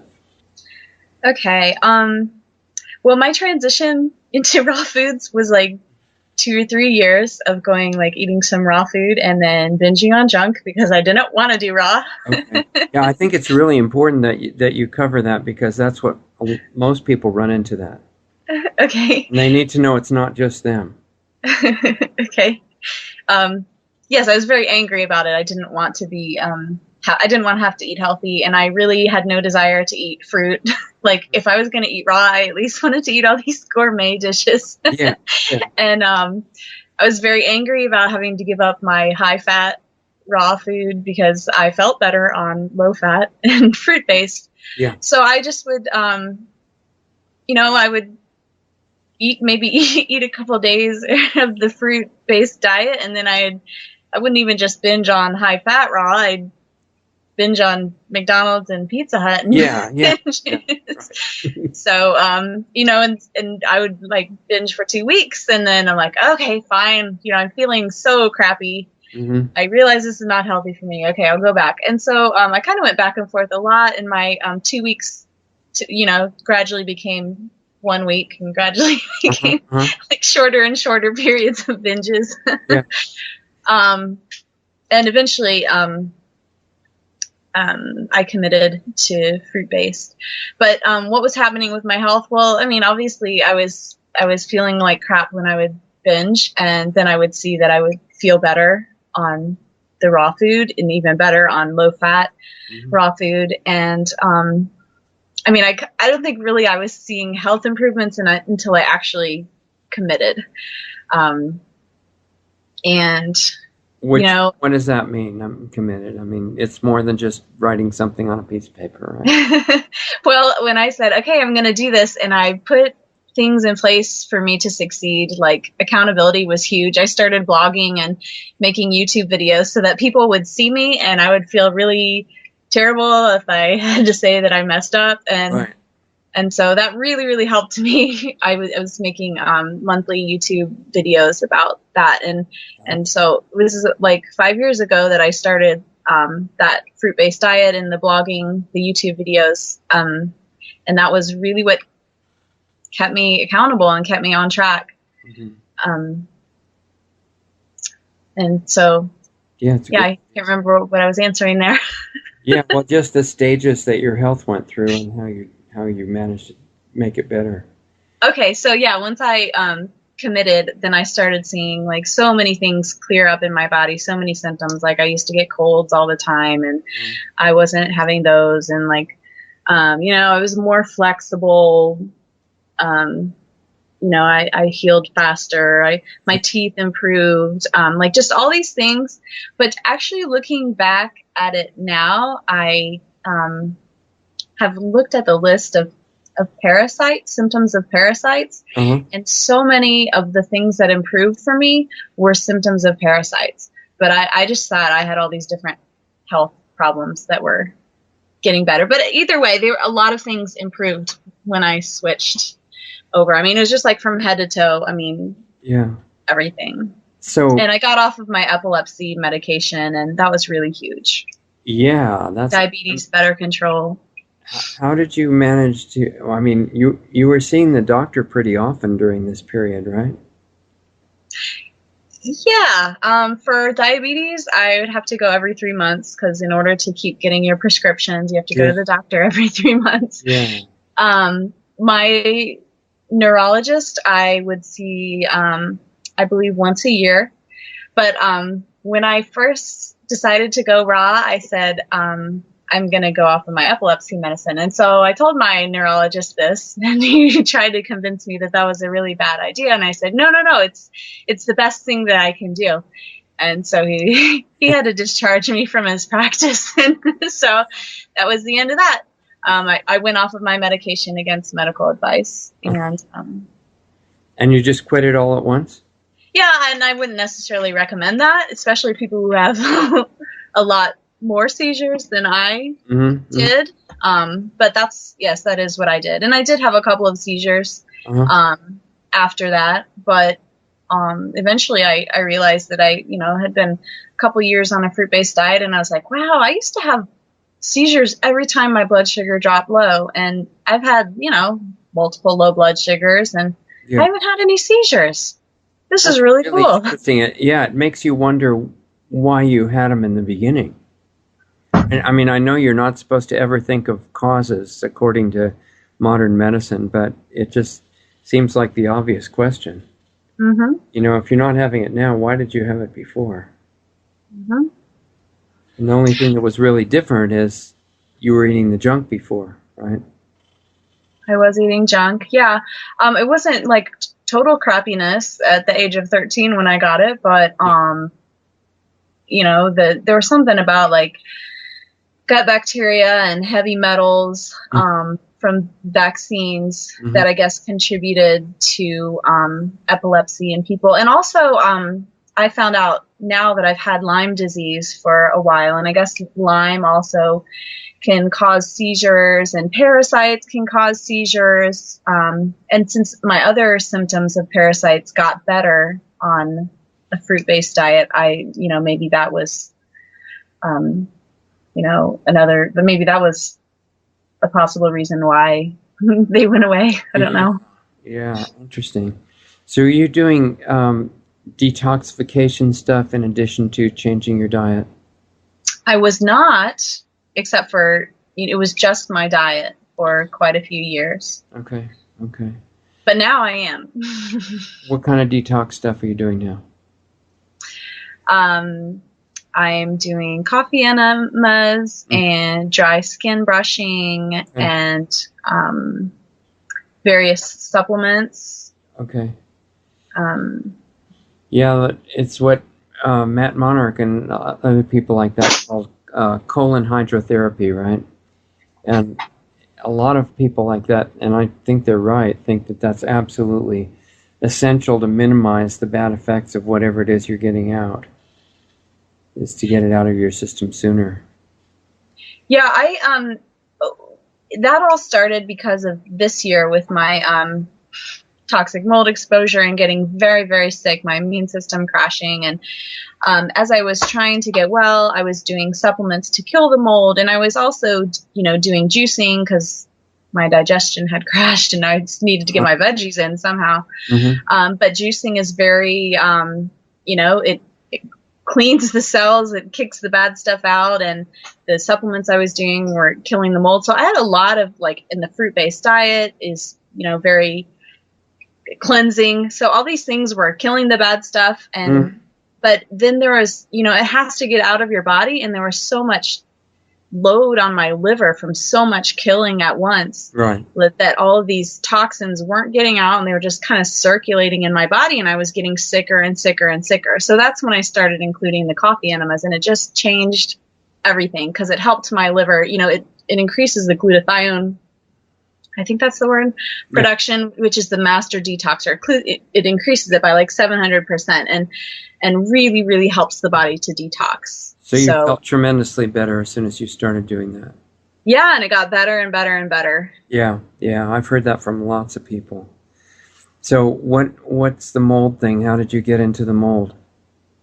It was in our apartment, and just really didn't know, but we were kind of, I was not thriving on the raw food diet. I mean, it was better than what I was doing before, but I had all these deficiencies that other people weren't getting, and I was like, why am I not thriving like everybody else? And my husband, when I was out traveling, ended up wearing a respirator mask inside our house because he felt like it was bothering his breathing so much, and he felt better breathing outside, and he was like, there is something wrong in here. And so we kind of went for a search and found that there was black mold in our carpet from a washing machine flood that we'd had a couple of years ago, and just didn't know that that's not okay, that you have to take everything out and let it dry. So we really didn't know anything about mold, and so we moved the stuff, and then the spores spread all over everything we owned, and we were trying to clean and just being exposed to the spores like continually for a period of weeks until we just got rid of everything. So I was getting very sick from that. Okay. And that was your motivation to do all these extra detox things and the juice and all of that? Yeah. Okay. And how long ago was that? That was this year. Oh, okay. Wow. So are you still trying to get over the symptoms of the mold poisoning? Yeah. It's actually, the mold, I believe, crashed my immune system and let the parasites kind of have a party. Okay. And the Lyme disease, like my husband wasn't as affected as badly as I was at all, but I mean, he wasn't in it, but also he doesn't, we don't know that he has Lyme disease. Yeah.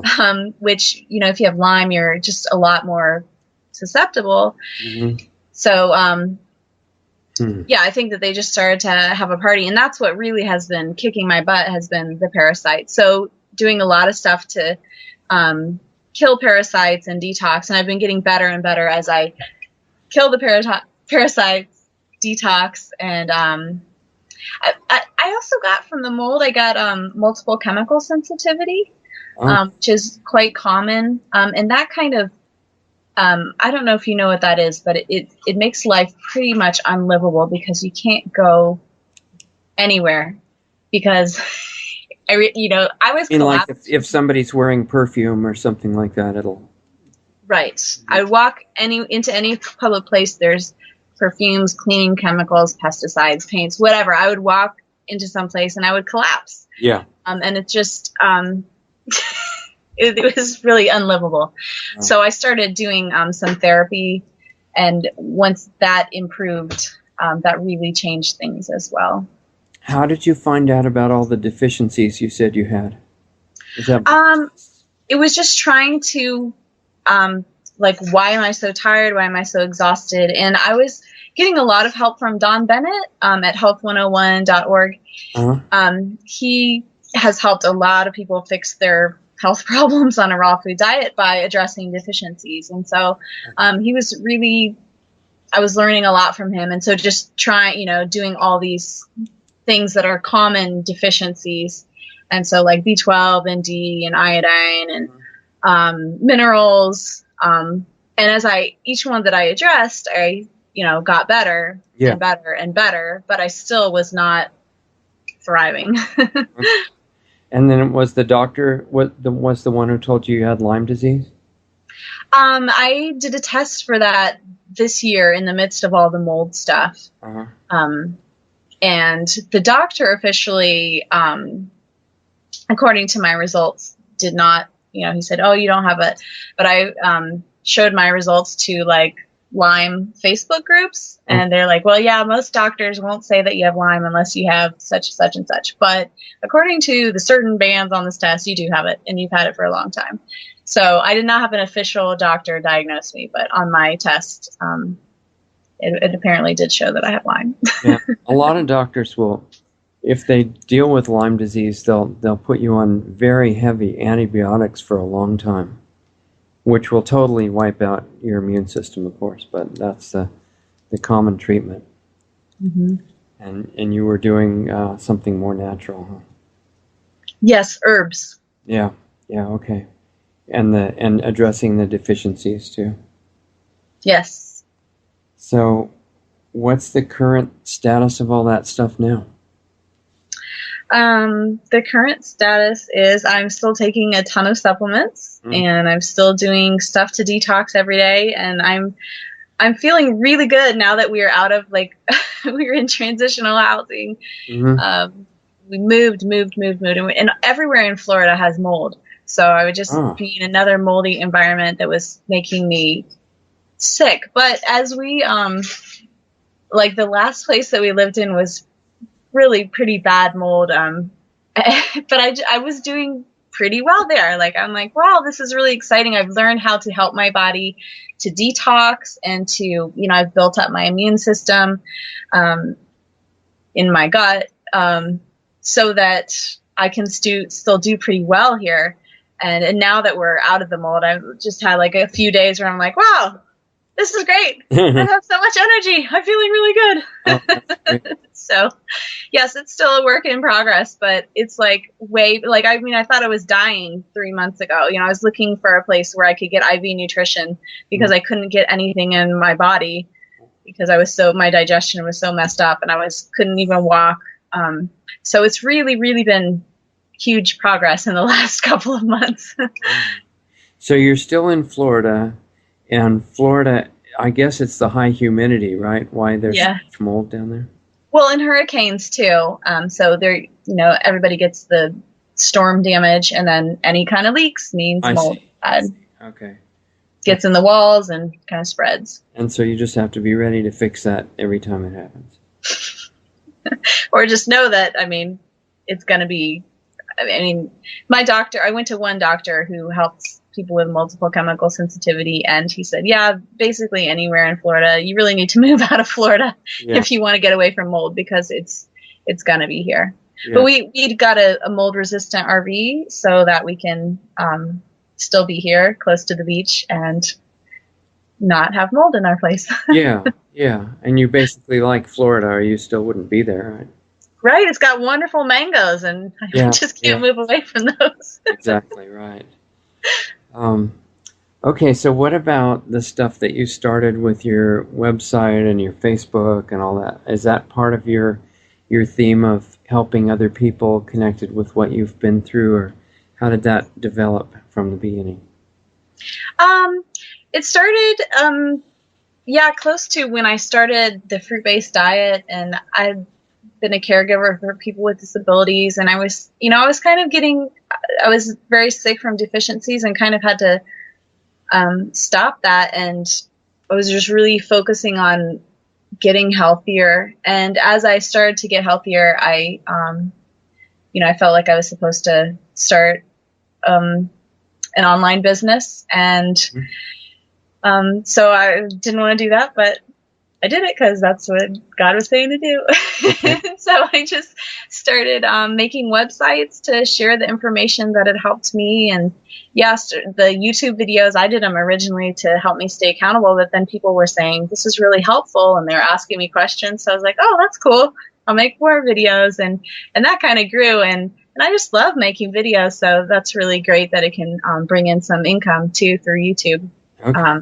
And then the different Facebook pages and groups just kind of grew as, as you make videos and talk about stuff publicly, then a lot of people will share things with me and they don't have anybody else in the world to talk to about this. So I'm like, well, I can't obviously be friends with everybody and have these conversations with everybody. So I just start a Facebook group and just kind of add all the people with diabetes who are doing a fruit-based diet to that, or all the people with multiple chemical sensitivity and parasites and they're doing raw vegan diet, and add all the people there so that they can make other connections, and it kind of takes the load off of me and helps other people at the same time. So when the YouTube videos were the first part, I guess, right? Well, I started blogging originally, writing. Okay. And how did the YouTube videos allow you to get cash flow that way? Is it just ads on the videos that help with that? Yeah. I didn't monetize for a long time because I thought, oh, you need to have a lot of subscribers to do that, and I don't really have a lot, but you don't. It's apparently just by views, and somebody was like, you need to monetize. I'm like, okay, so I did it, and the first month I got like $100, and I was like, whoa, how did that, like, I can't believe it. Just from letting them put some ads on your YouTube videos, right? Yeah, and, somebody, a couple people said, I had to watch a hamburger ad before your video, and I'm like, well, you can hit skip ad. You only have to watch it for 5 seconds. You don't even have to watch. You can leave the room and come back. Exactly. And hopefully the information you get from the rest of the video will tell you not to eat hamburgers. But this is helping me to make a living so that I can help other people, because I do spend time putting this information out there. And so do these people contact you by email or some way, or Facebook or something, and ask you to help support them trying to do the same thing with their diabetes or epilepsy, or how does that go? Yeah, they'll leave comments on the videos, or send me private messages, or contact me through Facebook, or contact me through my website. Yeah. Okay, and then they tell you what happens after they try what you did? Yeah, a lot of them. Okay, so why don't you tell us some stories about interesting ones that have benefited or just tried what you've done and what happened to them. I don't really know anybody's stories really well, except for the people who were in my book, because I read their stories a million times as I was editing it. Well, that's okay. You can use those. Okay. So one of them, BB, she's been really health conscious her whole life. She was thin, and she got type 2 diabetes in, I don't know, it was like her 30s or something. And all of her friends were like, you are like the health nut among us. How did you get diabetes? Yeah.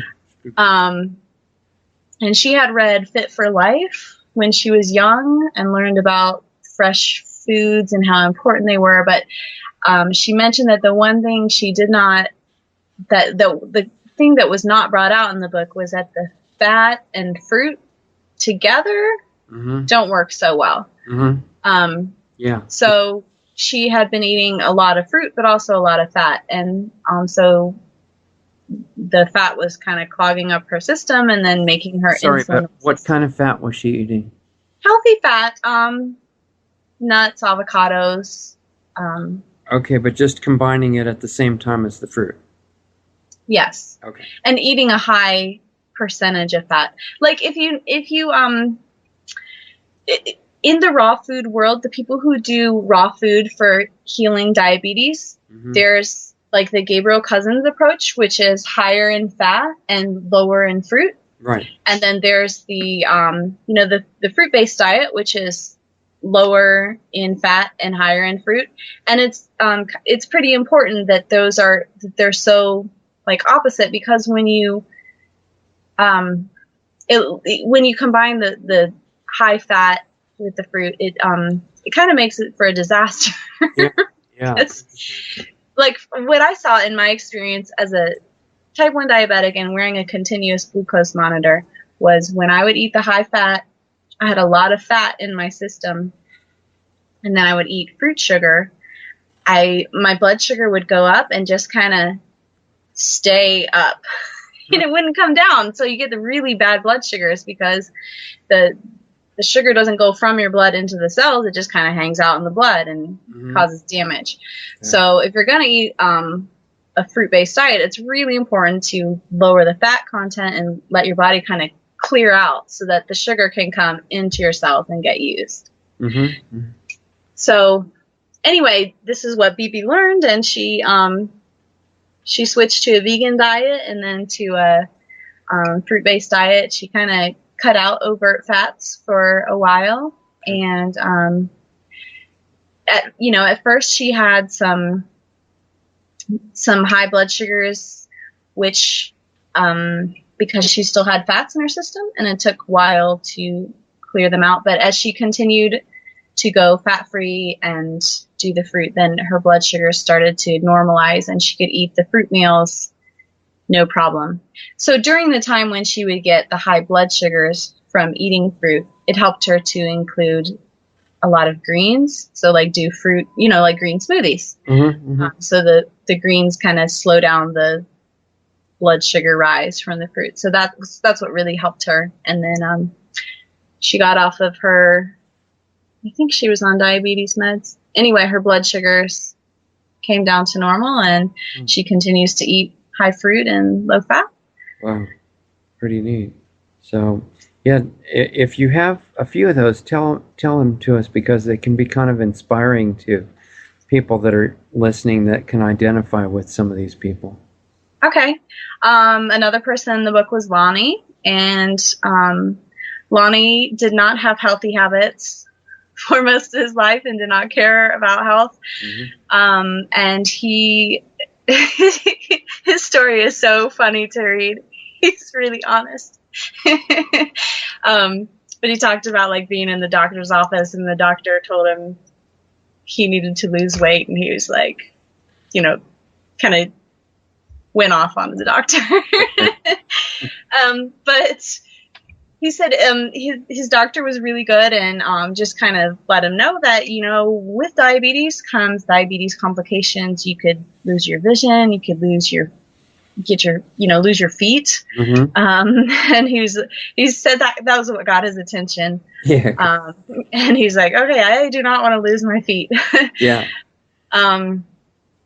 So he originally started by a calorie restriction diet. That's what his doctor had him get rid of, like processed stuff, I believe. And he really restricted his calories to lose weight quickly. He tried to exercise at that time, but he didn't really have a lot of energy, because obviously he wasn't really, he said he was eating like 700 calories a day, so not very many calories. Yeah, that's not. But he did lose weight quickly. And then he said he was always thinking about food. Like he would finish snack and then he's like thinking about lunch, and then he finished lunch. He's like, I'm ready. So he's just like, this is no way to live. And so he was just kind of looking for, something better. And he came across some YouTube videos that talked about the fruit-based diet. And he, was like, hey, I can eat sweets again. Let me try this. And so he did try it. He did a lot of banana smoothies and mostly banana smoothies. And it was his story was really interesting, because he tested his blood sugar after each smoothie, and he wanted to make sure he wasn't going to die. Yeah. So he did like 15-minute intervals after the meal, up to like 2 hours, and just watched what happened over time as he did this. I think maybe for 30 days or something, but he was faithfully checking his blood sugars, and the spike that he got after the banana smoothie started to get lower and lower and lower and lower, such that, after a smoothie, he wasn't getting a spike anymore. And I can't remember if he was on medication, diabetes medication, and he eventually had to work with his doctor to stop that, because he was having these low blood sugar crashes, because he didn't need the medication anymore, and then the medication was lowering his blood sugar even more. So he got off the medication and continued to eat that way, and a lot of his other health problems improved too. He got off his other meds. Wow. Started running. It'd be interesting to hear what his doctor's summary of all that might have been. Yeah, he said that his doctor was very, very supportive. He was a little. He went to one doctor. Oh, it was with his son, I think. Anyway, his son's doctor was like somebody who talks about sugar on YouTube. Anyway, he was like, "You're gonna die. You're gonna kill yourself with all that stuff." And he's like, "Well, and it's working great for me. So, but his doctor, Lonnie's doctor, was supportive of him, eating a lot of plants, and they kind of worked together to educate each other, sort of. So, from the medical perspective, the doctor was educating Lonnie, and then Lonnie was, educating his doctor about how well things were going. And so his doctor said, yeah, you're a success story. And tell his other patients about Lonnie's great story. So what was in Lonnie's banana smoothies? I think it was mostly bananas and maybe a little bit of almond milk, and sometimes he put in cinnamon. Okay. Mostly bananas, though. Yeah, interesting. Okay, well, if you have more, just tell us some more, because I think each one is probably something that different people can identify with. Okay, Tony was not a full story in the book, but she included her testimonial.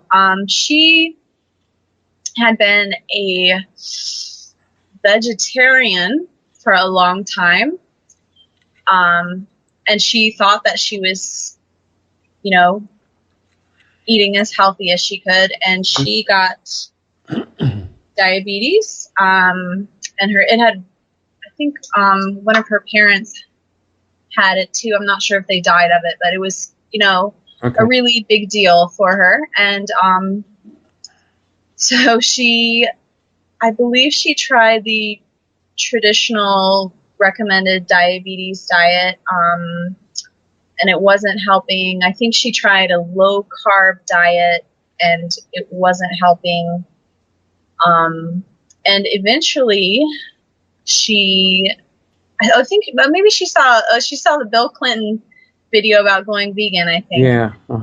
And so she decided that she was going to try that. And I can't remember how close in there was the raw food thing, but she went vegan, and she said that when she went raw, within 30 days, she was just wonderful, and her blood sugars were normal.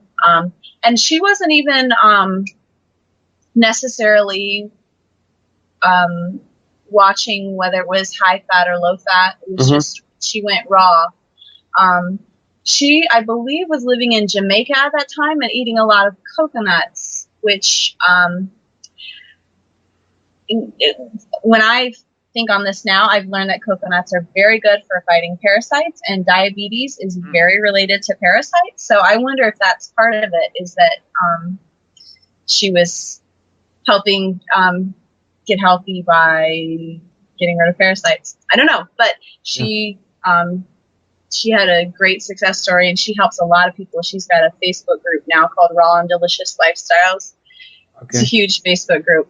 Oh, neat. So it was Tony, and Larry got his diabetes. He was doing treatment for cancer, and during that time he developed diabetes, and he did not go on medication, but he was advised to follow this diabetes diet, and then if it wasn't helping, then they would put him on medication.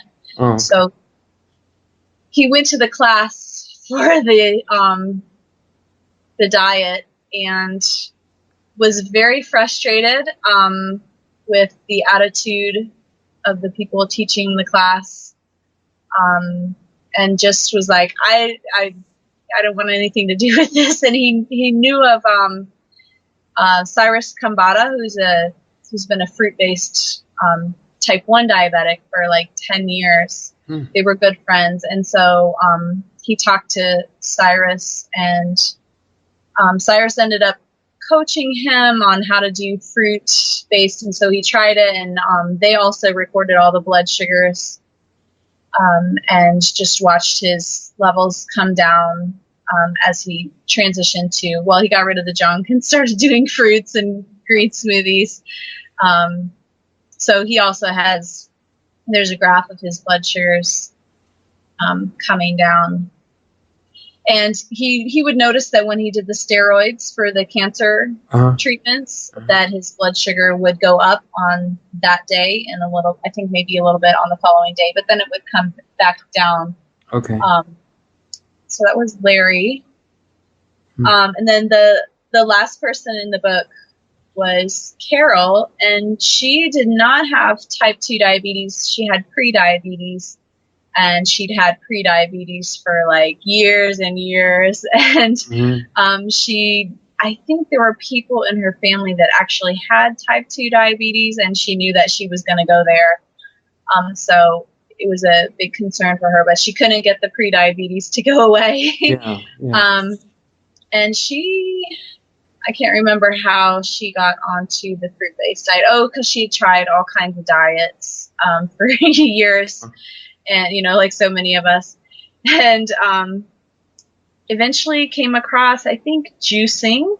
Oh, maybe she watched Fat, Sick, and Nearly Dead, and it was really inspirational for her.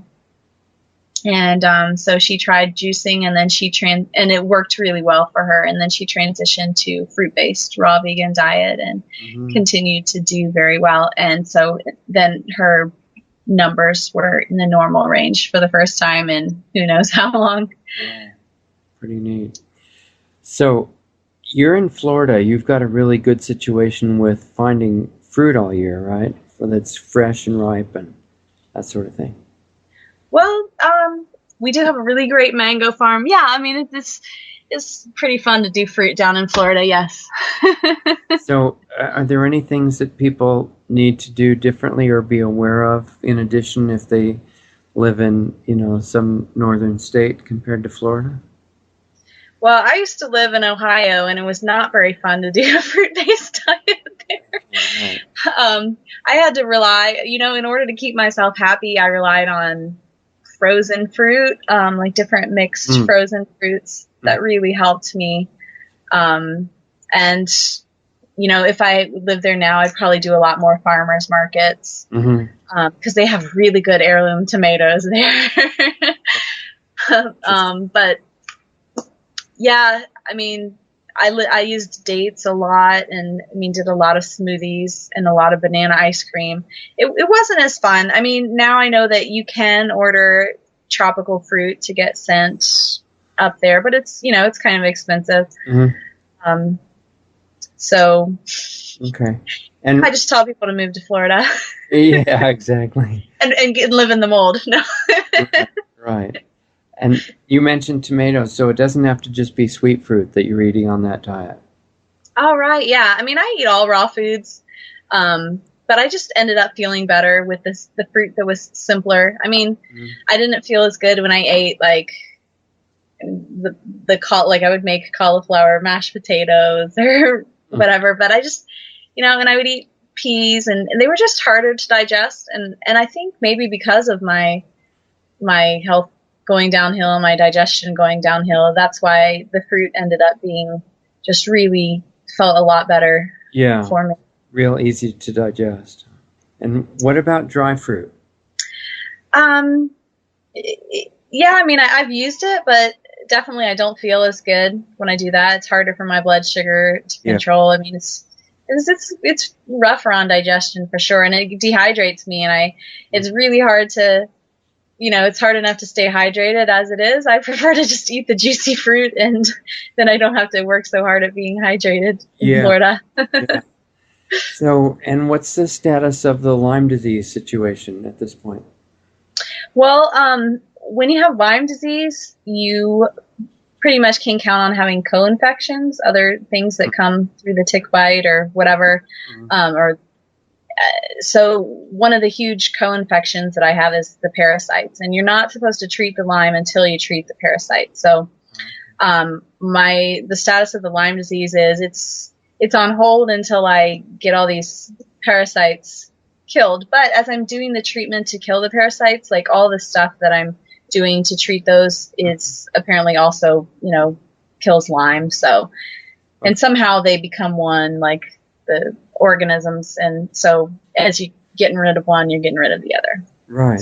So you're taking, what is it, like black walnut things and various herbs that kill parasites like that, you're taking them with your food?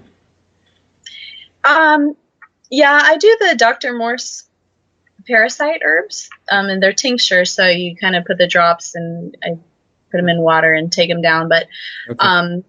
when I was not strong enough to take those for quite a while, because it really caused a lot of die-off because I was very, very overrun with parasites. So what I ended up doing that helped me a lot was using a parasite zapper. I used the Terminator zapper, and it helped to kill the parasites. But the Terminator zapper also has like a magnet and other healing stuff in it so that I could feel better and not feel horrible from the die-off. So it helped me to kill more because it was also helping me to heal.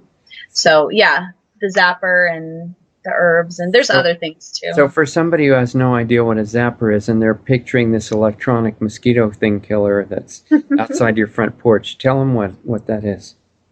The zapper that I'm using is like a small little box, and it's got, oh man, I'm so bad with describing this. It's got like 2 discs, Okay. copper discs or something like that, and it's got a battery in there that somehow it all works together to send a very low electric current through your body, and it somehow changes the environment and weakens the parasites, but it doesn't harm you. Like it kills the bacteria, fungi, all this stuff, and it's electrical, and I don't understand it. So is this something that you wear? Yeah, it's I mean, I can hold it in my hand, but I put it like in my waistband of my pants, and you just have the discs against your skin, and then at night I put it in my sock or something. All right. So there's different kinds of zappers. This is one that you can wear, that you wear all the time. Okay. And where do people get that if they wanted to do something with it? I got mine from Raw Synergy online. They're also sold on World Without Parasites. Okay. Neat. So, and what are the symptoms of the Lyme disease still, harassing you, like being tired or weak or other things like that? What are you noticing that tells you still have it? The main symptom that I hear for Lyme disease is tiredness, anxiety, and fatigue. And people who have Lyme often are, have misdiagnosis of fibromyalgia and just all this stuff. I did not get all of those diagnoses, but I was just tired. I mean, I'm honestly, I feel the main thing, it seems like with the Lyme, what you feel is the parasites. Because they go together. So you feel the symptoms. What does that mean? I mean, what do you feel that tells you that there are parasites there? Well, what happened to me when the parasites started taking over was like my digestion crashed. So I had I couldn't digest nuts anymore. I couldn't digest, I was taking a raw vegan protein powder. I couldn't digest that. I couldn't digest lettuce leaves. I couldn't digest dates. So I had to go with very simple, like watery fruit, watermelon. So it crashed my digestion. I would get very bad pain and bloating and constipation, all this stuff from the parasites. But they also make you very sensitive to stuff. So people can get food sensitivities, or it was contributing to my multiple chemical sensitivity. Another thing that I've seen on me with the parasites was changes in my skin. I got a lot of age spots very quickly, which as my body was getting more toxic, I was kind of learning that, this was probably, they're called liver spots. And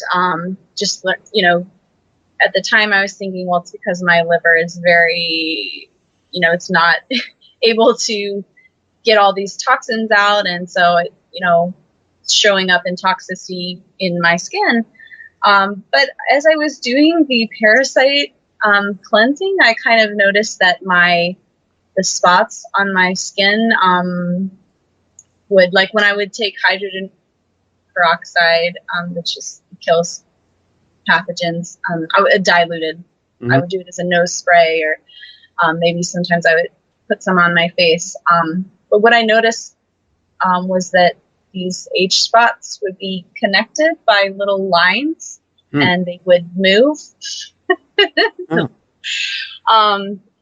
And things would come out of them.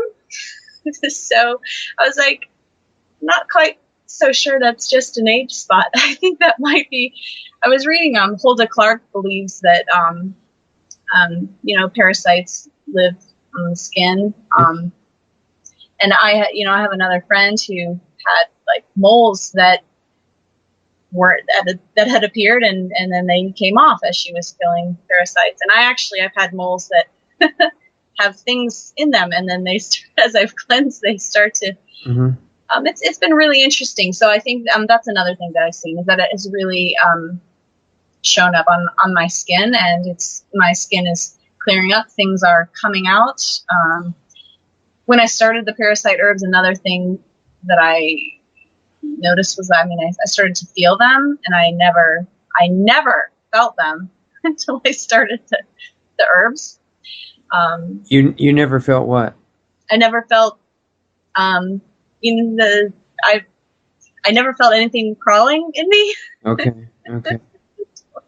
But apparently, when you disrupt their happy little home, they start running. So were you talking to any kind of doctors about this stuff, or just trying to figure it out the best you could? I talked to a couple of doctors, but I have some friends who have Lyme disease, and I talked to them a lot, and they've already done all the research for me. Mm-hmm. So okay, good.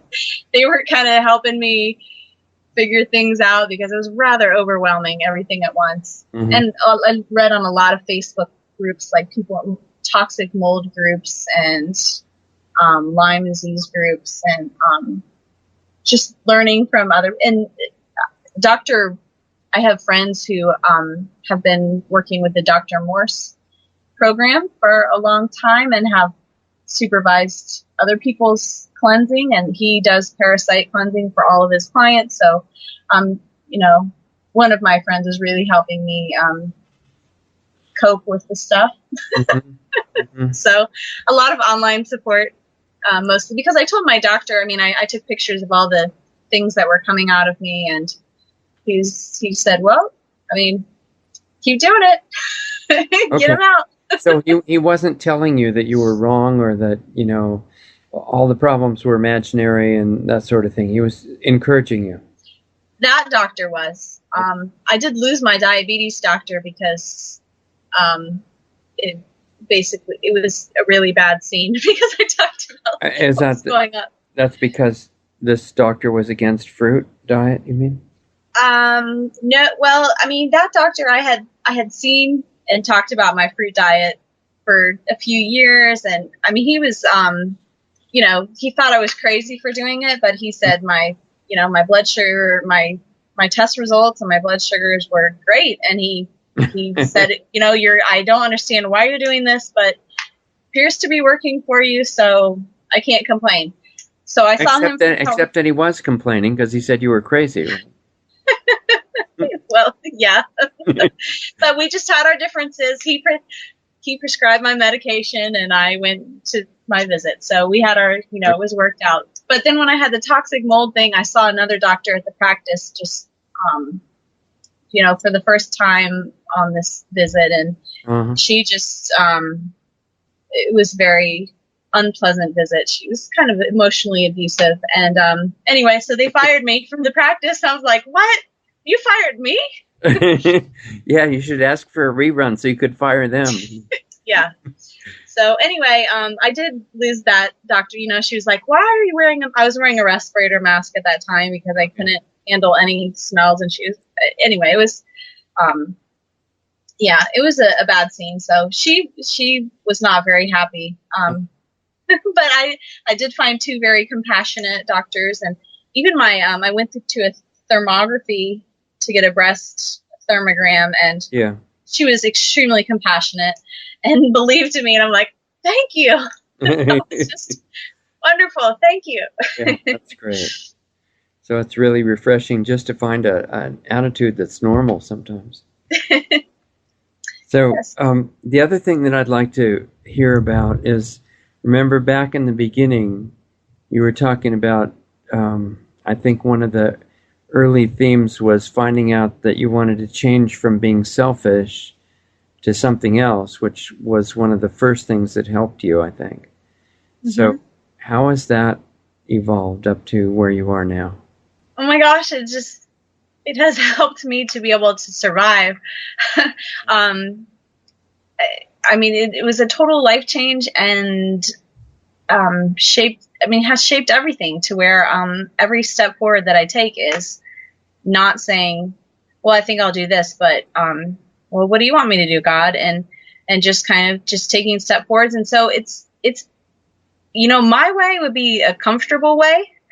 Just hang out and watch TV and eat pizza, Okay, right. But I've just, as God has been leading me, it's just been taking steps in faith and doing scary things to be of service to others. And so that has just shaped everything about my life. I continue to make YouTube videos and talk about, I talked about deficiencies, which was not popular. I got kicked off multiple forums and groups because I was talking about deficiencies. And why did they get mad about that? Well, because, you might scare people away from the raw food diet. I see. Okay. In other words, even if you were right, it was unacceptable. Right. All right. That makes total sense. So, but I felt like people need to know this, I've been suffering for a long time because I didn't know that this was possible. And so I just, I felt like I needed to keep doing it. And, the old me would have been like, oh, I'll stop. I'll shut up, Yeah. but the new me is, well, I'll just keep going because truth needs to get out there. So, talking about the deficiencies and, how I got well from them. I obviously wasn't trying to just be a downer, but look, there's a hope, there's a solution. And then, talking about the toxic mold stuff. And, as I've continued to go through all the parasite stuff, then, there's a lot of people who don't want to believe that it could be possible for someone who's been doing a fruit-based raw food diet for 5 years to almost die from parasites. Yeah. So, there's been a lot of opposition, a lot of people telling me I'm crazy, and I could shut up, but I feel like I'm called to speak up about this because other people, I'm not the only one, and other people can really be helped by finding out that, hey, you can do a parasite cleanse and not have to suffer from this and this and this or whatever. It's not the most fun thing in the world to do a parasite cleanse, but it's got some really good results. Yeah. So I would think if they kicked you off of forums for talking about deficiencies, they would definitely want to kick you out for talking about parasites, right? Because if you're on a perfect fruit diet, then it's impossible to have parasites. Right. So I just haven't posted about those on forums. I just put it on YouTube because you know what? It takes a lot of energy to respond with grace and love and to work through my own, because it doesn't mean I don't have fear. It doesn't mean I don't have, that I don't get disturbed by when people hate on me. I still do. And so I just have to spend time working through that stuff. But I'm also spending a lot of time and energy working on healing. And so I kind of feel like I need to balance this out and not really subject myself to more stress than needed. So I focus on healing. And then every once in a while when I'm feeling really good, it's like, okay, let's share something. and then be prepared because there's emotional stuff to work through. Exactly. Okay. And what about, You know what? I wanted to ask you a question first. When you said you were for your direction, you were using what God would lead you to do in each particular case, and so I'm assuming that you're kind of asking internally, in a really sincere manner, please, show me, what do you want me to do?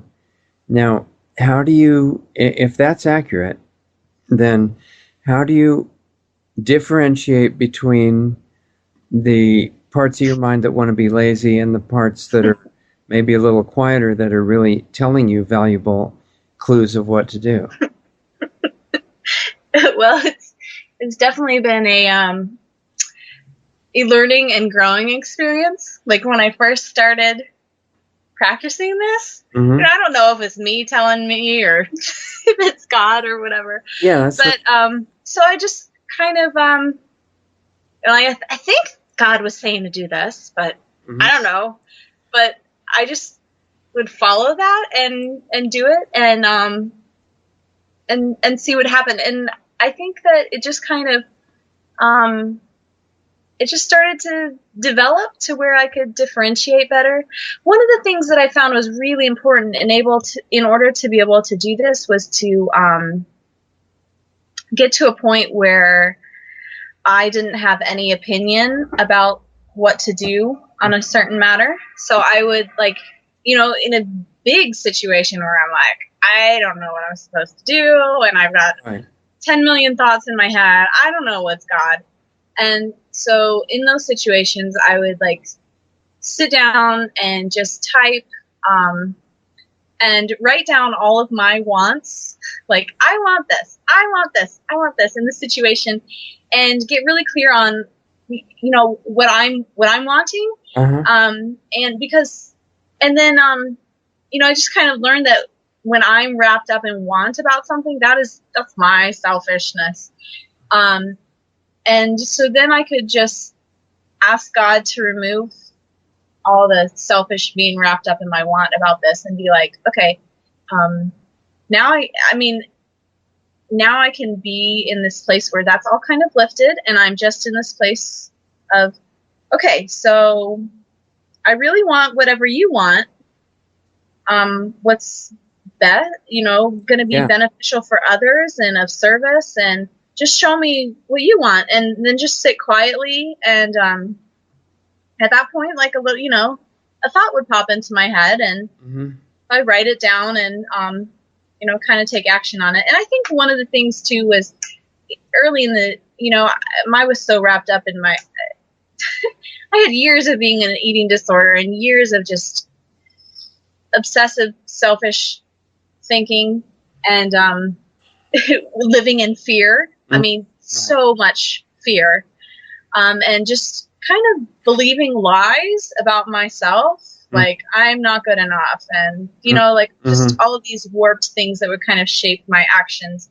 And in order to to learn to hear from God, I had to find sources of truth that could speak to me and help to change my thinking. So I found books by people who inspired me on the topic, and then I would read the books and just I used the Bible Promise book a lot, just very hopeful, inspirational things that could change my thinking and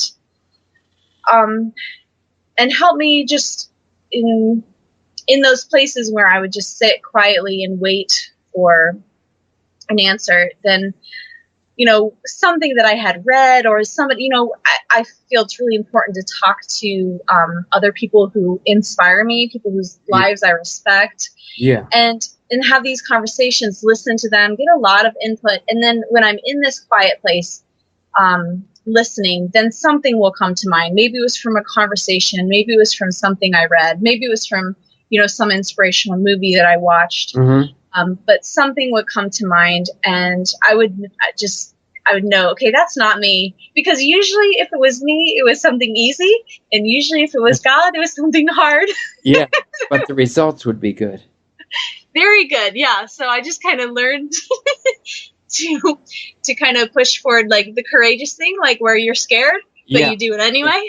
Yeah, exactly. I think, that's the courageous people that I've noticed is not the ones that are not scared, because most of those don't understand the danger.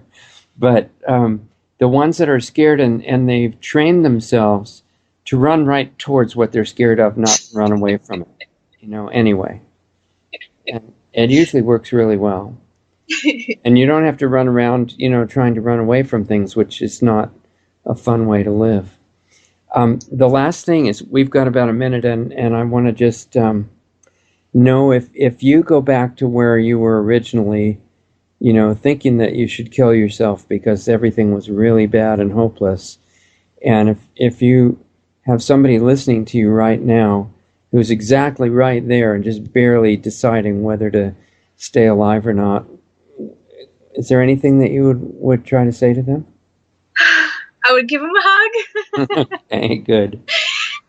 I would say that there is hope and there is a way out. You just gotta keep looking, keep trying, keep praying for an answer.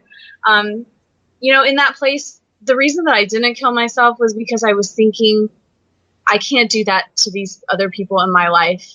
I really wanted to, because for me, that was the only way out. I saw this hopeless cycle, but the other people in my life, I knew that they would be hurting. And even this year, during this toxic mold thing, I've had suicidal depression this year many times, because it was like things just keep getting worse and worse and worse, and it doesn't stop.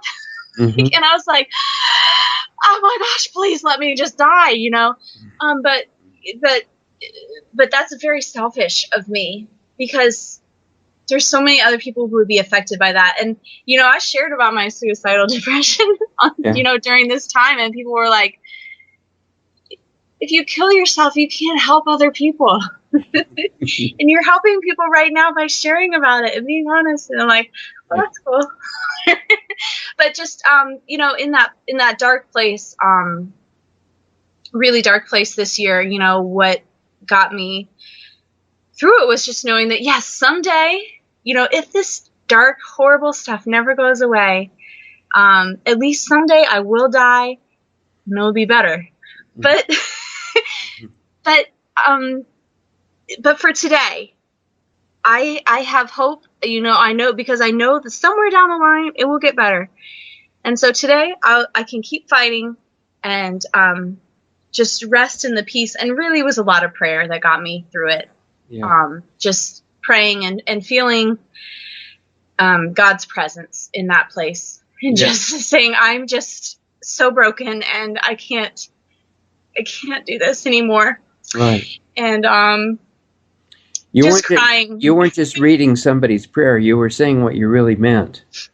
Oh yeah. I was yelling and screaming and crying and just it's been in those dark places that's when God really shows up for me, and I get a peace that it just doesn't come from me, and that's how I kept on really. Yeah.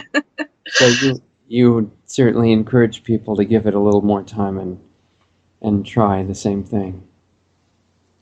Yeah. Whatever situation they're in.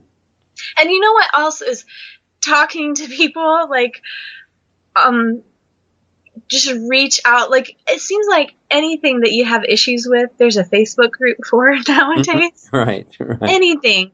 And when in my dark moments, I could get on those groups and be like, oh my gosh, that's so horrible, and there's all these people, the toxic mold people, understand they all want to kill themselves too, and they can just give me a virtual hug. And, I had people that, my 2 Lyme friends, on my darkest days, I just cried to them. It's all online, type. Mm. But they got me through it because they had been in that same place. Yeah. And they totally, just having somebody there who gets it is just huge. Yeah. And just so great to have online world where you can find people who get it. And even just, I mean, I've had people contact me in their dark place because I'm talking about it publicly, and they'll just contact me and say, I don't have anybody else to talk to. And so I can be that person who holds out hope to them. And I know, there's so many people out there who are sharing hope. And, I think that any of them would just be somebody who can, hold out a hand in that dark time. So you'd say, don't stay by yourself. Yeah. And neat. Well, we're about out of time, but thanks for all the inspiration and encouragement. I mean, it's really wonderful, and I appreciate it. We hope to talk to you again shortly when you're through all this and into the next phase. So hold on for a minute, and we'll say goodbye in the break here. But thanks for all the wonderful, good energy, and hope everything goes really great for you in the next part here. Thank you, Richard. Okay. So that's Tasha Lee, who just left, and I'm very grateful to her for spending time with us on this, on this show with her incredibly personal journey, trying to deal with health issues that were life-threatening and certainly affected every part of her existence, and being brave enough to do what she knew she needed to do, in spite of being told by various authority figures that she was crazy and that she was going to kill herself, by doing what she knew she had to do.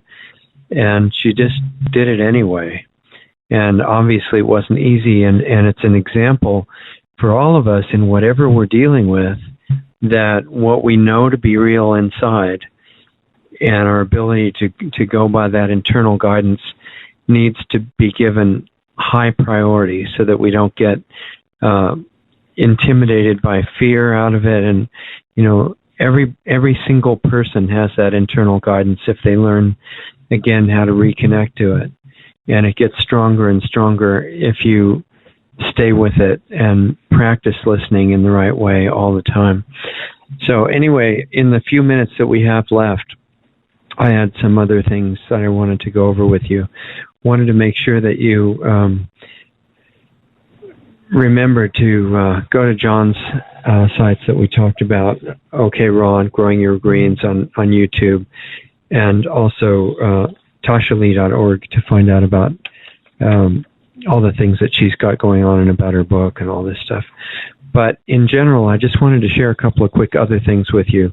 One of them is that late this week, a couple of days before the show, I became aware that FDA, who our friend Rima LeBeau, she calls them the Fraud and Death Administration, but out of all due respect, we're supposed to call them the Food and Drug Administration.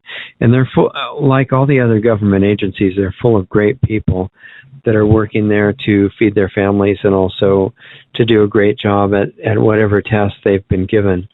But at the top levels, these are not friendly agencies. And I remember I've talked to you, during other shows about, this is just an example of what's happening right now with the crackdown on government agencies. We've talked not just with John Kohler and Tasha Lee, but from the first show with Marcus Rothkranz and other great guests that have come on since then, that the real nutrition in food is in raw food. And I've confirmed that over a long, long time. So don't forget that. It needs to be organic and it needs to be raw. If you really want to get yourself in good condition, start adding more and more raw food to what you're eating. This is just my suggestion. It's not medical advice, okay? Go to your doctor for medical advice, drugs, surgery, radiation, all the official things like that. I'm just sharing experience, long experience with you, that like Tasha, I had to overcome my own health situations naturally, and I got away from doctors many decades ago because of the bad results I was getting there. So I would suggest, in my own experience, don't eat anything that's not at least organic, unless you grow it yourself, or it's wild from a clean environment, or you know how it's being grown by someone else, like at a farmer's market. Just because it's a farmer's market, don't assume it's organic. You have to talk to the farmer to find out the details of that. Everything you put in your mouth, it's just how we're designed. it has an effect. And everything that you breathe, drink, think, feel, these all have immediate, deep effects on your condition.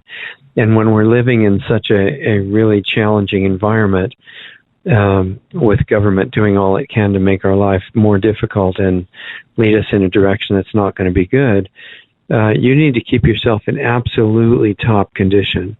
So be clear on your priorities, enjoy your food after you've decided that it's the thing you need to eat, don't choose it because of, the interesting taste that you want today. Choose it for health only.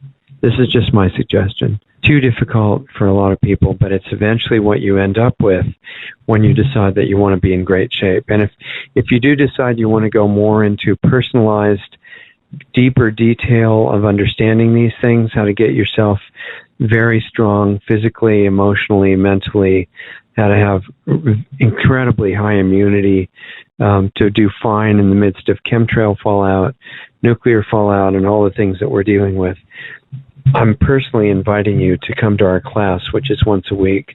If you want to, we get way further outside the box in that class, in the thinking that we go into, and practical things that you can use to make yourself stronger and healthier and not relying on experts.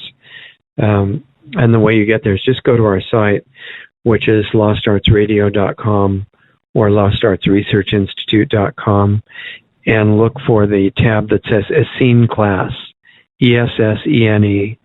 It's what we were calling the study group, but it's evolved into something deeper. And so look for Essene Class, and if you feel so inclined, feel free to join us. It's something you won't really run into anywhere else, as far as I know. And it would be a pleasure to have you there and be able to interact with you in person, which is how it is. It may not be video all the time. In fact, we're getting away from that, but it's definitely interactive. You can ask any personal questions. It gets really, really interesting. So feel free to sign up if you'd like to at lostartsradio.com, lostartsresearchinstitute.com. If you want to get more raw food into your diet, which I would really think would be a great idea, be very careful reading labels. I just found out, speaking of FDA, that they are starting to crack down on retailers that distribute raw nuts and seeds. Why? Well, on the surface, it's to save you from the nasty bacteria that are lurking there on anything that's not sterilized that you might eat. In reality, of course, it's the opposite, that nuts and seeds, if they're raw and organic, have incredible nutrient combinations in them, especially healthy fats. And as you probably know, if you've started to decode the messages of government agencies, we've been told not to eat fat and to eat mostly low-fat things for decades by the government. And it turns out that what I found myself, you can do your own research, of course, you should. Don't just believe me, but my experience is that cholesterol and saturated fat are absolutely essential nutrients. Your liver even makes them for you to make sure that you have at least some. And the reason that I've found that organic raw milk got obliterated from most places is that it's a living source of one of the best kinds of living fat that you can get. And we'll talk more about that if you're interested. But come to the study group, lostartsradio.com, and I'm really grateful you were with us. I'll see you next week. Have a good week.